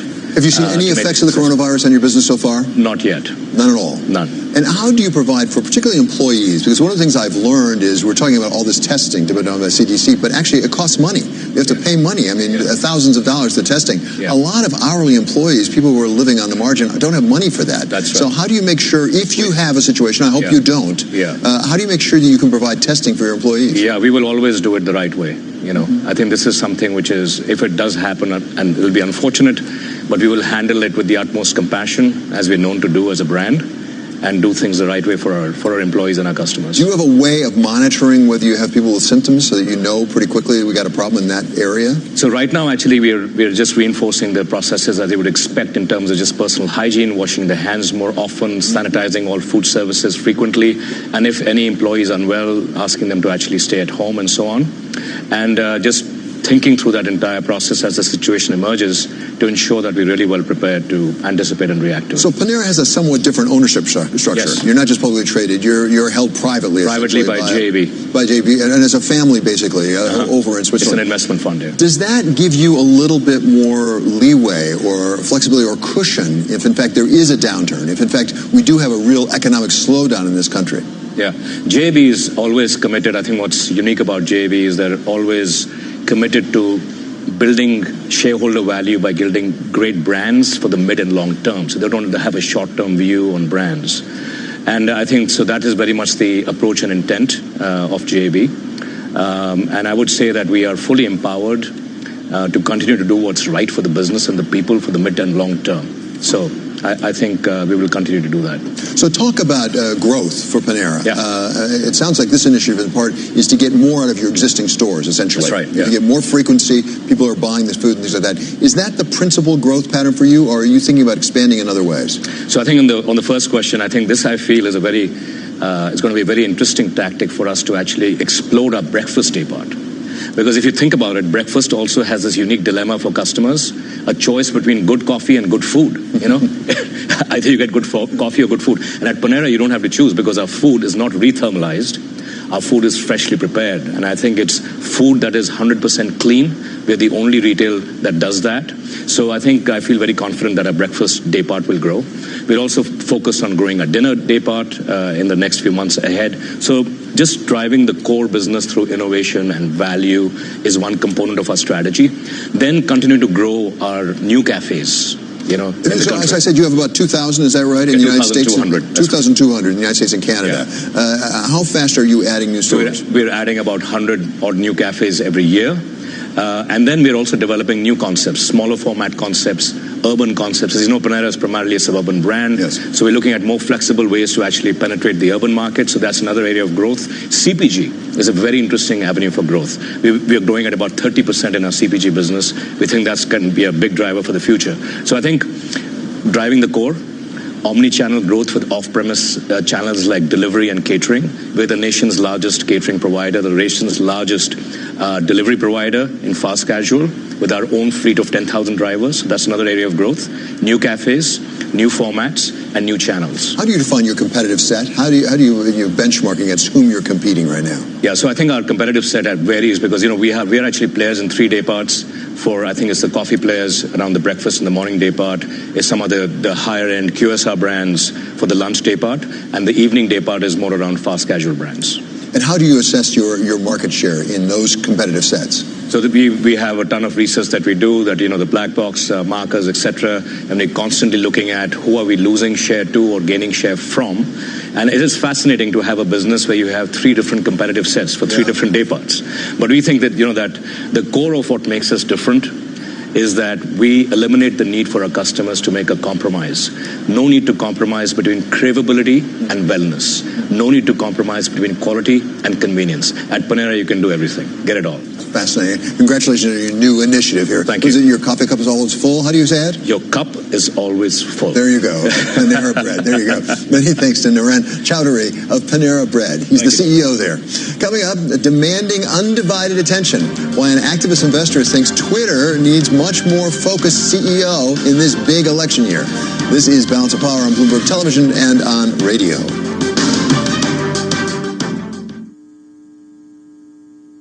Have you ever thought, I wish I'd had that information sooner? What does this tell us about the state of deal making? Let's fix that. One unprofitable company plus another doesn't make a profitable company. Carol Mazur. Talk to us about real-world applications. Jason Kelly. Remind us what the potential is for everyday folk. Bloomberg Business Week. Vice President of Exploratory Science is one of the cooler titles. Weekday afternoons at 2 Eastern on Bloomberg Radio, the Bloomberg Business app, and BloombergRadio.com. Bloomberg Business Week, now live on YouTube. Okay. Okay, kids, Dad's gonna teach you how to dance. First, spread your feet apart. Then, pump your knee, nod your head, shake your hips, and bite your lip ever so slightly. Now, with one hand in the air, point at people with the other hand. I call that the rock star. Dance like a dad. It's a great way to make a moment with your kids.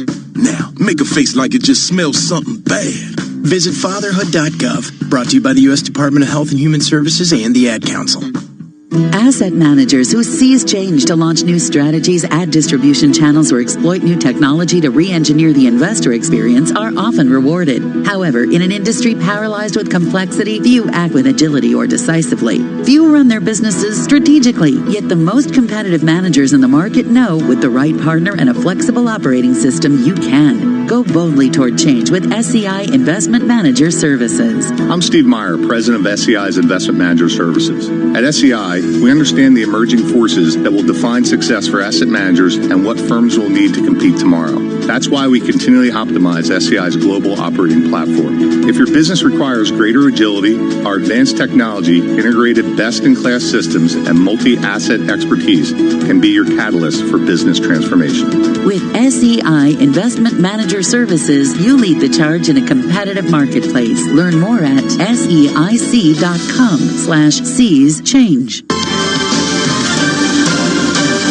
This is Balance of Power on Bloomberg Television and Radio. I'm David Weston. Shares of Twitter surged in early trading, with Bloomberg reporting that Elliott Management is pushing for changes after taking a $1 billion stake in the company, including possibly replacing co-founder and CEO Jack Dorsey. Here with more is Bloomberg's senior deals reporter Ed Hammond. So this issue's been kicking around for a while, saying you can have one CEO, you can't be a CEO of two companies, Square and Twitter. Why is it coming to the forefront now? And a CEO of two companies who wants to work remotely from Africa, at least some of the time. Oh, there is that too, yeah. Look, I think you're right. It's been an issue for a while. I think it's obviously big news now because Elliott, as a sort of, top brand activist, have shown up in the stock and are going to push for some changes. We don't know exactly what yet, but it does seem like it's going to center around Jack Dorsey, what role he can play at the company, and whether indeed it is appropriate for him to continue in this sort of odd situation of having, as you say, having two CEO hats at once. So Ed, do we have a sense whether it's Jack Dorsey and having two hats, or whether it's Jack Dorsey and he wants to stick to his knitting and not really expand out the brand the way some other social media companies have done?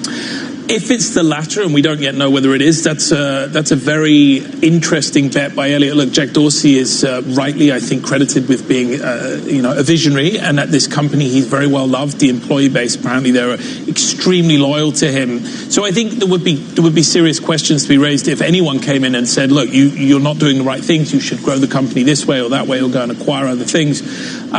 So it's fairly limited. The options that Elliott have here. Can you sell the company? Potentially, yes, but there aren't obvious buyers out there. Can you go and acquire another product line? Maybe, but Twitter's whole thing has been that they've stuck to doing a single business, and they've done very well at it. Done very well, but they haven't done as well as one might have thought. I mean, you compare their stock, for example, to Facebook's, and it has not gone up nearly as much as Facebook's gone up. And you think with the President of the United States using it every single day, multiple times, there have been some upside. And now we're in an election year, you think there'd be some upside there. Yeah, but I think this is one of the issues, is that Twitter tends to get lumped in with big tech, things like Facebook, things like Google and Amazon, and it's not. It's a single-use platform. It just does one thing. It doesn't build out in the way that Facebook has, in the way that Google has. So I think it's a bit unfair that we look at it side by side with them and say, well, it hasn't grown the same way, despite its, as you say, it has a huge user base. But did Jack Dorsey maybe give up one opportunity in saying, I'm not going to take political advertising as we go into this really big political year? He potentially gave up a significant economic opportunity, right, but he kept the business the way he wanted to keep it in terms of, I suppose, the purity of content. And that, again, is something, it's very hard to put a dollar value on that, but that's something that probably, again, the employees like, the users obviously like. And look, ultimately, it's a company he founded. It was his vision, and he's running it the way he sees fit. And part of that is keeping it out of the fray around politics. But Elliott Management might have a slightly different idea. They may indeed.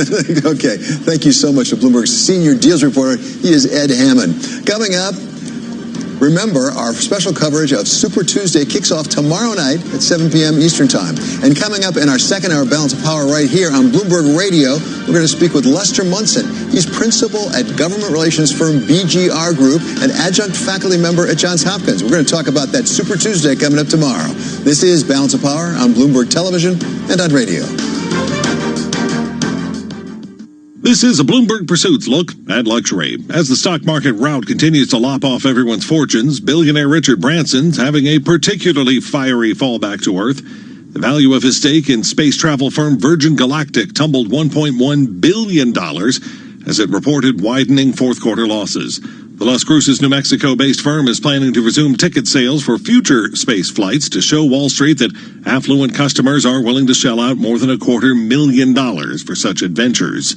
The serial entrepreneur is also betting his Virgin brand on a more earthbound travel market, cruises. Virgin launched a luxury adults-only cruise ship line that aims to attract younger passengers with boutique hotel-like interiors, gym programs, 20 restaurants, and entertainment including drag acts and DJs. The Scarlet Lady, unveiled in Dover, England, set sail from Miami in April with voyages around the Caribbean.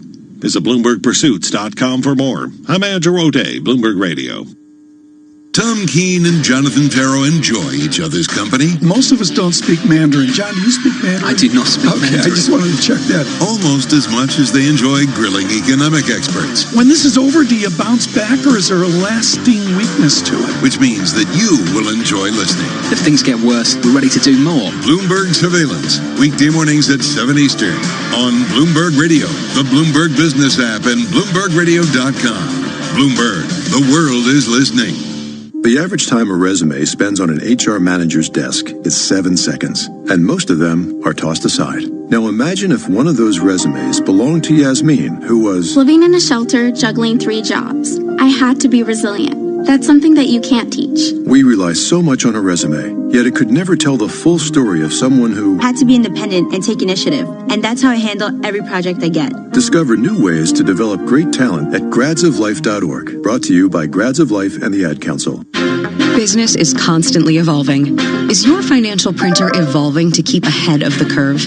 At Command Financial, we are redefining financial printing by providing industry-leading expertise, leveraging technology, and honing processes and best practices. Every day, Command helps SEC registrants, as well as members of their working groups, including securities attorneys and investment bankers, prepare, file, and disseminate regulatory and disclosure documents, such as registration statements, M&A documents, and mutual fund prospectuses and reports. Command provides a full range of services to help you effectively complete your deal, meet your disclosure requirements, and achieve your shareholder communications objectives. Visit our website at commandfinancial.com and learn how we're evolving, not only with the times, but also with your business requirements. Command Financial, redefining financial printing. From the financial capital of the world, 24 hours a day at Bloomberg.com, on the Bloomberg Business app, and on Quick Take by Bloomberg. This is Bloomberg Radio.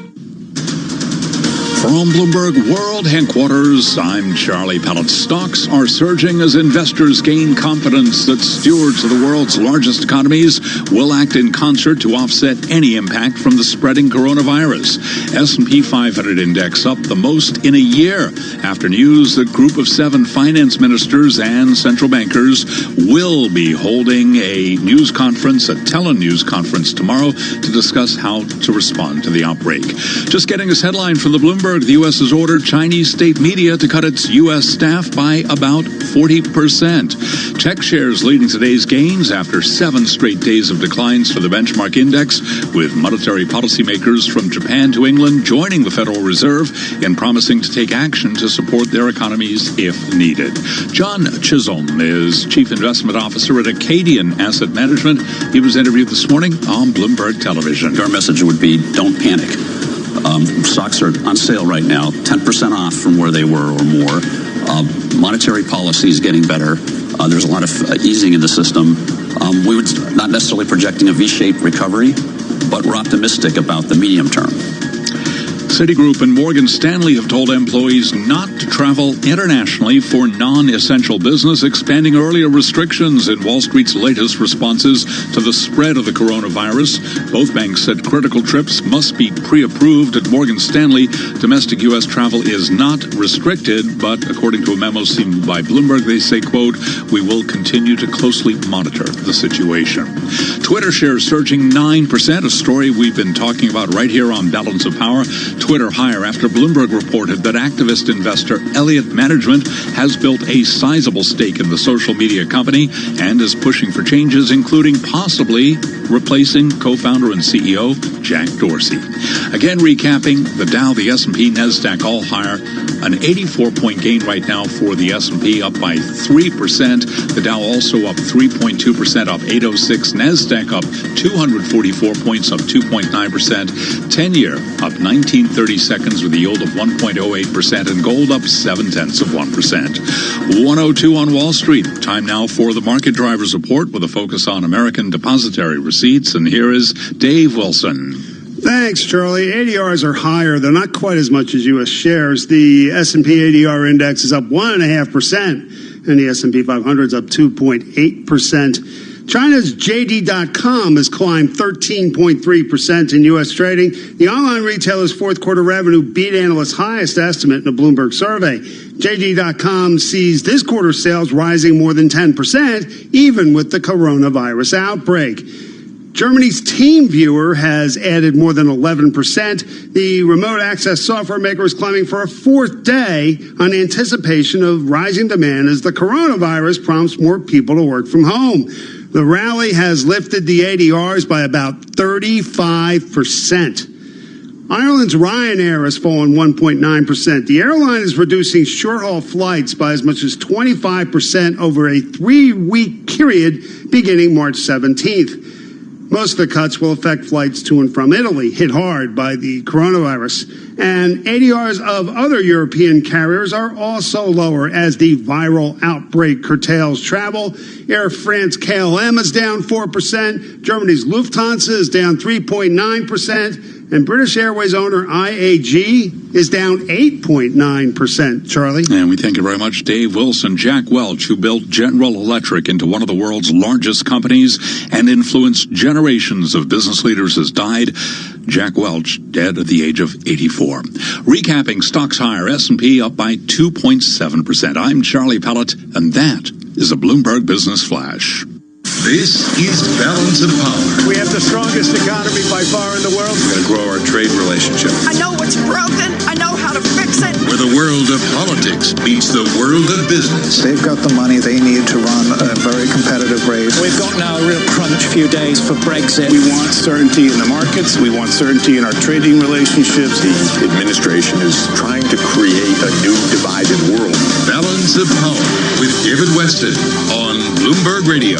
The Democratic presidential field narrows on the eve of Super Tuesday. The Supreme Court takes another constitutional challenge to Obamacare, and pressure builds on the Federal Reserve to help stabilize the markets.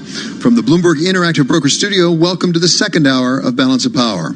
On Friday, Federal Reserve Chairman Jay Powell issued a rare statement recognizing that the coronavirus poses what he called emerging risks and signaling a possible rate cut. And he's not alone, with the government of the Bank of Japan pledging it will provide ample liquidity, and the Bank of England saying it was working to ensure all necessary steps are taken to protect financial and monetary stability. To put this all in a larger context, we welcome now Simon Kennedy. He's executive editor of Bloomberg Economics. So Simon, welcome. Great to have you with us. You've written a terrific piece on the Bloomberg putting this in a larger context. This is not the first time the central banks have had some emergency intervention, if in fact it happens this time. No, this is something it's rare, but it's not unprecedented. You saw similar actions where central bankers kind of got together after 9/11 amid the financial crisis of 2008 when Lehman Brothers went down. So there is precedent here for central banks acting together.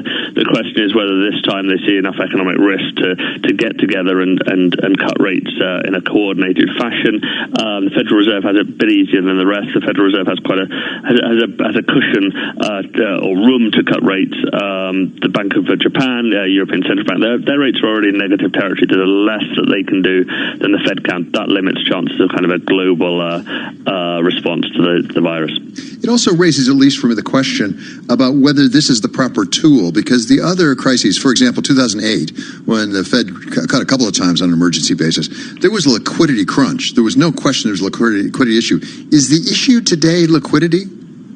I think what's happening is you're looking now, like a week ago, a lot of the central bankers were saying, we don't need to act, it's too soon, there's no signs that the virus is hurting economies, we can afford to wait. And then you saw this massive sell-off in global markets and stock markets last week, and that's when it starts to turn from a supply problem, can factories that are closed or factories that can't get needed materials for their goods, they're not going to be helped by lower interest rates, but it's morphing into a demand problem. Excuse me. Bless you. I hope you're healthy.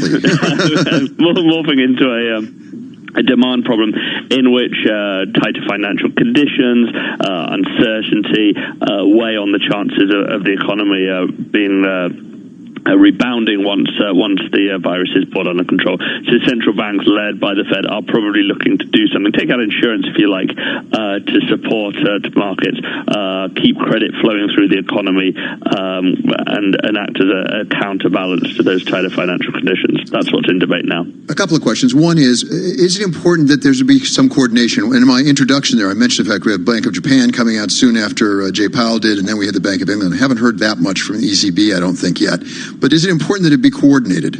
Not necessarily. Back with Lehman and prior to that, long-term capital management, back in 2001, and obviously 9/11. These were big shocks. They happened. There was a shock.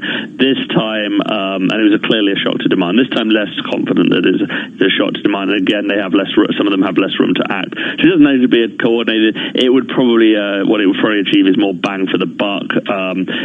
If you're all united, if all the central banks come out and say, listen, we're all cutting interest rates, we're all providing liquidity, that would probably have a bigger effect on markets, provide more of a circuit breaker for those looking to sell stocks. But it's not definite. Interesting, you mentioned the lack of a statement from the ECB there. They're already facing a lot of criticism from governments and from banks in the region for having negative interest rates. They're probably not necessarily that keen to be cutting deeper below zero. What about a different kind of coordination? That is to say fiscal with monetary, because there are some people saying, monetary by itself will not deal with this if there really is a sudden stop on supply and demand, because the Chinese crisis has been really supply and demand, as I understand it. Absolutely, and what many are saying is the fiscal policy. What fiscal policy can achieve is to be far more targeted. It can hit the areas, hit companies that are in trouble, provide a boost to healthcare. But over the last 10 years or so of the financial crisis and subsequent recession, you've seen central bankers kind of barrel in and have to lead the charge. They may well have to do so again, but there is certainly pressure this time for more fiscal policy response. Yeah, and there's a question. You said lead the charge. There's also a question: are they leading or are they following? Because right now we see in the United States the equity market's bouncing back up, and most of the commentators are saying that's because they believe that central banks, and particularly the Federal Reserve, are going to come in to the rescue. This is a curse of the central bankers for a long time, this idea that when markets fall, our central bank is always there to do something that in turn supports those markets. It's a kind of cross they have to bear. It's pretty accurate to some extent when you look at the U.S. economy, how much it's dependent on markets, how much your 401 is important to your confidence, how much you spend. But certainly the central banks don't like the idea that there's a kind of moral hazard implication that a falling market can fall as long as it wants, because ultimately the central bank's going to pop in at some point and help out. It's something they have to process when deciding, is the financial hit big enough to the economy? That's what they're focused on, the economy. If in turn it helps the markets, then that's what they're willing to do. Yeah, and finally, I wonder if there's one issue that sometimes it comes up that maybe doesn't apply this time, and that is this, that people are concerned if there's a sudden cut from the central banks, the markets will think, oh my goodness, things must be worse than we thought. On this one, does it appear so bad that there's no risk of that? We all know it looks pretty bad. I think what you could have is Jerome Powell's statement on Friday pretty much flagged an ability to cut rates if you wanted to. It's interesting that a lot of the Wall Street banks then divided over just how much he will do. Goldman Sachs think that they'll cut 100 basis points, whole percentage point through June. Others less confident that they'll do as much. So there is a communication to be done at some point. But again, the flip side is they don't act, and then the markets are unimpressed by that. It could be they act and markets then worry about a lack of ammunition. So we'll see. They often can't win. It's not an easy job. Okay, many thanks to Simon Kennedy. He's executive editor of Bloomberg Economics. Coming up, we're going to talk with Mark Hamrick of Bankrate about what he's seeing in the markets that could warrant central bank intervention.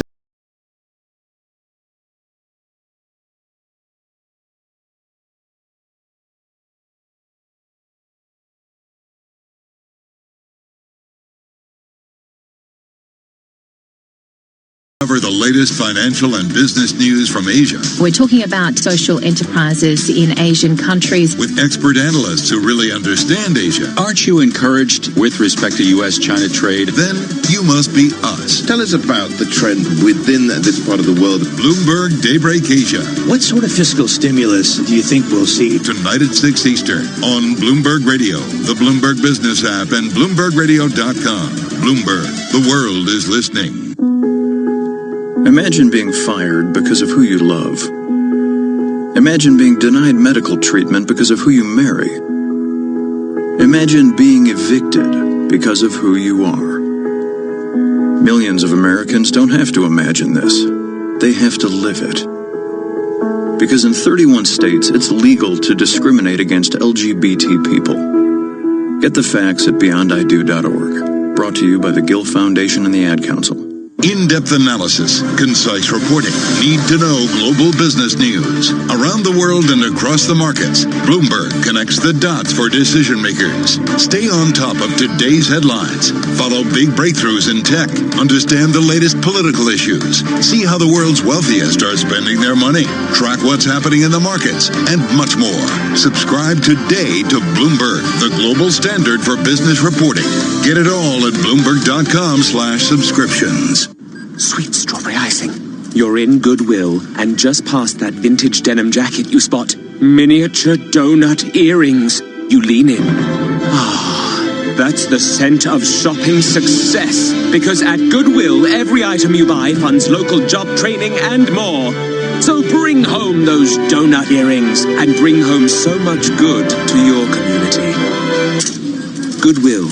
Bring good home. Brought to you by Goodwill and the Ad Council. This one shouldn't take long. Of course, if it had a cover, I might not be bothered. Can't see what's under there. And then they'd have chained the back wheel. It would have taken me much longer, especially if the chain's off the ground. Makes it harder to cut. This one doesn't even have a lock on the front. So, in the time I've been talking to you, I've nicked it. On average, in London, a scooter or motorbike is stolen every hour. Make sure it's not yours. Lock your bike, chain the rear wheel, and cover to make it harder to steal. Lock, chain, cover. The Met Police. Fill the trolley with your favourite brands on rollback at Asda. A 38-pack of Fairy Non-Bio capsules was £8.50, now £5.75. A Lenore Gold fabric conditioner was £4, now £2.50. Big brands, small prices. Don't compromise. Asda. Save money, live better. Selected stores subject to availability. Lenore 1.925 litres, ends 18th of March. What do you do to be an everyday superhero, like Mary? So I know it's tempting to pour used cooking oil straight down the sink, but I spoke to the local council and they said the best way to get rid of oil or fat is to collect it, once it's cooled down, of course, in a used container. And then you can scoop it out and put it in the bin. Cooking oils and fats block thousands of pipes every year. Save our sewers, rivers and seas by putting them in the bin, where they belong. Visit thameswater.co.uk/bin it. Together, we can care for the environment.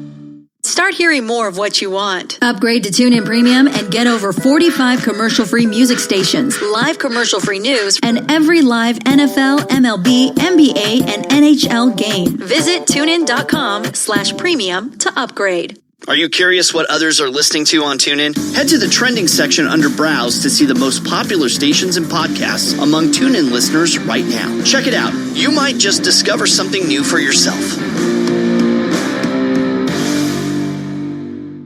You love TuneIn for live breaking news from CNN, MSNBC, Fox, CNBC, and more. But when you can't catch your favorite show as it airs, it might just be a click away as a podcast. Search your favorite news station to explore all the on-demand news shows on TuneIn. Down the right side of the lane, stops at the elbow, jumper, up and good! TuneIn is your destination for college basketball, and it's free. This week we have a must-hear game, North Carolina at Duke. For the win! No! Tapped up by more! And in at the buzzer! More bakes it in! This Saturday, tip-off is at 6 p.m. Eastern. With college basketball and TuneIn, hear every call from games around the country live. Search college sports to listen free today. When you're not listening to your team, take it to the end zone, the rim, or the net. Keep up with the biggest moments in sports by following TuneIn on social media. Block, Cook into the end zone for the touchdown. From reminders of the live top games to tips of the best sports stations and podcasts. Welcome to Undisputed. We are live from Los Angeles. I'm Jenny Taft here with Skip Bayless. Follow at TuneIn on Facebook, Twitter, and Instagram to get the most out of TuneIn. Headlines and breaking news 24 hours a day at Bloomberg.com, the Bloomberg Business app, and on Quick Take by Bloomberg. This is a Bloomberg Business Flash. From Bloomberg World Headquarters, I'm Charlie Pellet. Back to work Monday. Stocks rebounding, stocks gaining as investors get confidence that stewards of the world's largest economies will act in concert to offset any impact from the spreading coronavirus. S&P 500 index up 67. That is a gain of 2.3%. The Dow up 666 points, up 2.6%. NASDAQ now up 198 points. That's a gain of 2.3%. 10 years up 20-30 seconds, yield 1.08% on the 10-year. Gold up 0.6%, $15.95 the ounce. And West Texas Intermediate crude rallying 4.5% today, up $2 a barrel, now at $46.79 on WTI. Brent 51.89, up by 4.5%. Recapping, stocks rallying with the S&P up 66, up 2.3%. I'm Charlie Pellet. That's a Bloomberg Business Flash. Balance of Power continues. Once again, here's your host, David Weston. Thanks very much, Charlie Pellet. From the Interactive Broker Studio, this is Balance of Power on Bloomberg Radio. I'm David Weston. Vice President Mike Pence appeared on NBC over the weekend and said that the precipitous market fall last week will not last. This economy will, and particularly the stock market that saw some downturns this week, it'll come back, but our focus is going to remain on the health and well-being of the American people. And stocks today appear to be recovering a bit after 8 days of record losses, along with record low Treasury yields and spiking volatility. Here to give us a sense of what the markets are going through is Mark Hamrick. He is Bankrate Washington Bureau Chief and Senior Economic Analyst. So welcome, Mark. Great to have you with us. Give us your sense of where the markets are. Well, I think they're a bit bloodied, and they're coming off the ropes, but that doesn't mean that they can't still take a few punches here. I don't think this is going to get much better until we have much more clarity on where this outbreak is going, and then perhaps more importantly for markets, obviously the impacts on the global economy and the economy here in the United States. So we hear from the OECD, they're taking down their projections, certainly of global growth, and a lot of people are talking about we should be pricing in a recession. Does that make sense for an investor right now? I think we should anticipate the possibility of a recession, but not necessarily bet on a recession. And it's obviously very prudent for the OECD to take down their estimate for global growth, I think, from 2.9 to 2.4%. How long this occurs, unfortunately, we just don't have a great model with which to work with. But obviously, the market went from, I would say, incredible complacency as of a few weeks ago to outright fear and virtual panic. And perhaps today we're stepping back from the panic. And obviously some people are finding some bargains out there. Well, I was going to say, are there some winners here? I mean, you point out actually in your note, for example, if you're getting a mortgage right now, it's not a bad time. It's a great time. We have a saying at Bankrate is that people don't get married because wedding dresses go on sale, meaning that there probably is a fair number of people, if not most, who are already compelled to be in the housing market to look to buy a home. And there may be some people now whose attentions have been raised to the opportunity for mortgage refinancing. And so, David, that as we see this 10-year yield collapse, that is going to filter on through further to mortgage interest rates this week, and there's going to be some incredible opportunities out there for people to refinance, and obviously if they're good candidates for that, we hope they do that. So two things I think it's hard to urge investors to do. Number one, be patient, and number, try to figure out the microbiology of an infectious disease, which is basically what you're saying, that we don't know where this thing is going at this point. So in the absence of that sort of definitive information, what's an investor to do?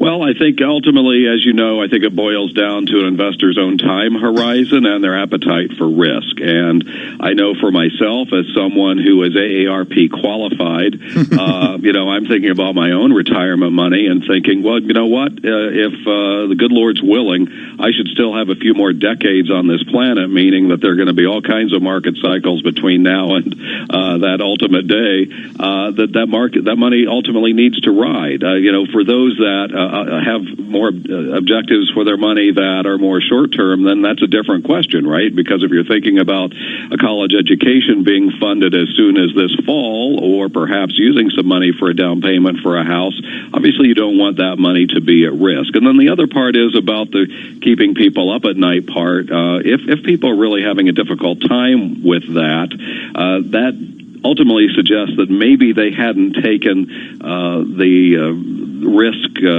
constellation into consideration in the first place, and unfortunately it's a little bit late for that because we don't, as we were talking about the virus itself, we don't know the extent of the downturn in the market here, and it could well be, although we just simply don't know, that by selling at this point, what you're really doing is locking in losses, which is the worst thing to do. Well, and it raises the question, I mean, is it too late to hedge, as it were? And I won't even talk about derivatives hedging and things like that. Sure. Simply rebalancing your portfolio more toward fixed income, because goodness knows if you owned bonds over the last 6 months, you've done pretty well. Yeah, and I think that it's probably always a good time to be doing that. And if this is sort of the crisis that brings someone to the table to have that conversation or to work on this issue, then by all means do it. David, we're junkies in this world, right? and the fact that we love talking about this stuff and we think about it all the time. I'm aware that the rest of the world doesn't operate that time, although I'm sure the Bloomberg audience does, obviously. But let's say if you're talking to a family member and they're trying to work through some of this stuff, and they may not be thinking about it on an ongoing basis. If it's a move in the market like this that brings them to that conversation, then I would say bring it. And it may be time to reduce some of your exposure to equities if you just don't have the stomach for further volatility. I think if there's one thing we can bet on here, there is going to be more volatility, not only because of this outbreak, but also because we're in the midst of a political season, and I gave up trying to predict those things a long time ago. You and me both. That's exactly right. But that is actually just what I was going to ask you about, is the VIX is elevated. We do have higher volatility. Should we just get ready for that until at least we know what's going on with the virus, much less November? Well, I feel like, David, with that, as with most things in the market, having been watching this for, 3+ decades, is this too shall pass, right? And that can be the case when there's low volatility, and that'll be the case when there's high volatility. That'll be the case when markets seem like they cannot go lower ever again, and it'll be the case when it feels like markets will not go higher ever again. And so we should be prepared for all those things. Yeah, it sounds very wise advice. Thank you so much, Mark. Really good to have you with us. That's Bankrate's Mark Hamrick. Coming up, the Supreme Court steps up to the plate again on constitutional review of Obamacare. We talk with our Supreme Court reporter, Greg Storr. That's coming up next on Balance of Power on Bloomberg Radio.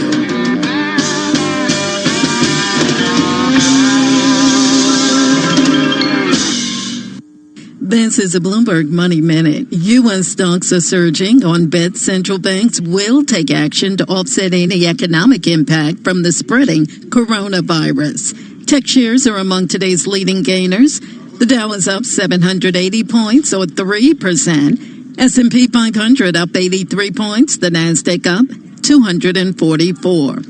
A reading on global manufacturing from J.P. Morgan fell the most since the recession and is now in contraction mode as a result of the coronavirus outbreak.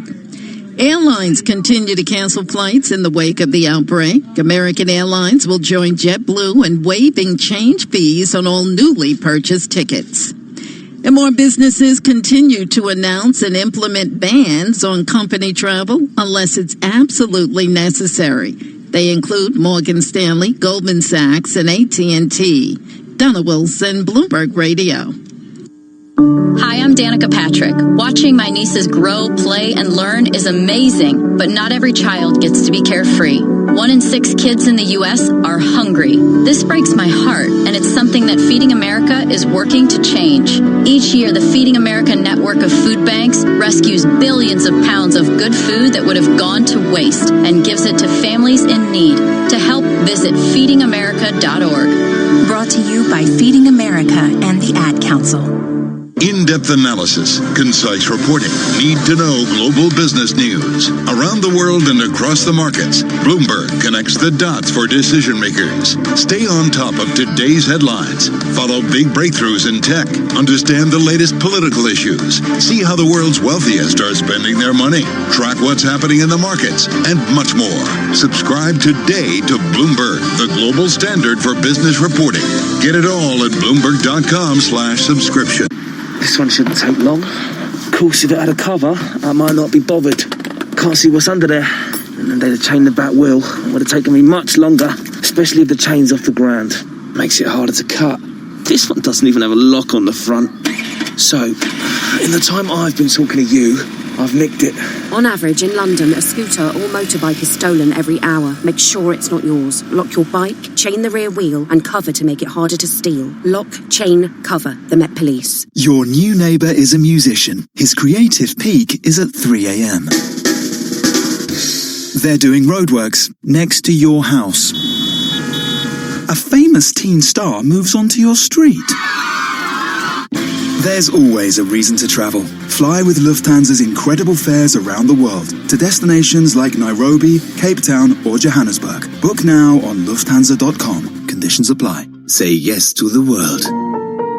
Lufthansa. Fill the trolley with your favourite brands on rollback at Asda. A 38-pack of Fairy Non-Bio capsules was £8.50, now £5.75. A Lenore Gold fabric conditioner was £4, now £2.50. Big brands, small prices. Don't compromise. Asda. Save money, live better. Selected stores subject to availability. Lenore 1.925 litres. Ends 18th of March. Switch to Sky Broadband Superfast. It's so reliable, we'll guarantee your speeds or money back. And for a short time only, it's just £25 a month for 18 months with a $19.95 setup fee. So stay connected with super reliable, super fast broadband at a super low price. Switch or recontract today. Search sky.com. Offer ends 12th of March. Prices may change during this period. Includes Sky Pay As You Talk. Sky Fibre areas only. Speeds vary by location. 1 month subscription refund if speeds drop below minimum download speed for 3 consecutive days. Claim twice in minimum term after first 14 days. See sky.com/guarantee. Ah, finally another commercial, said no one ever.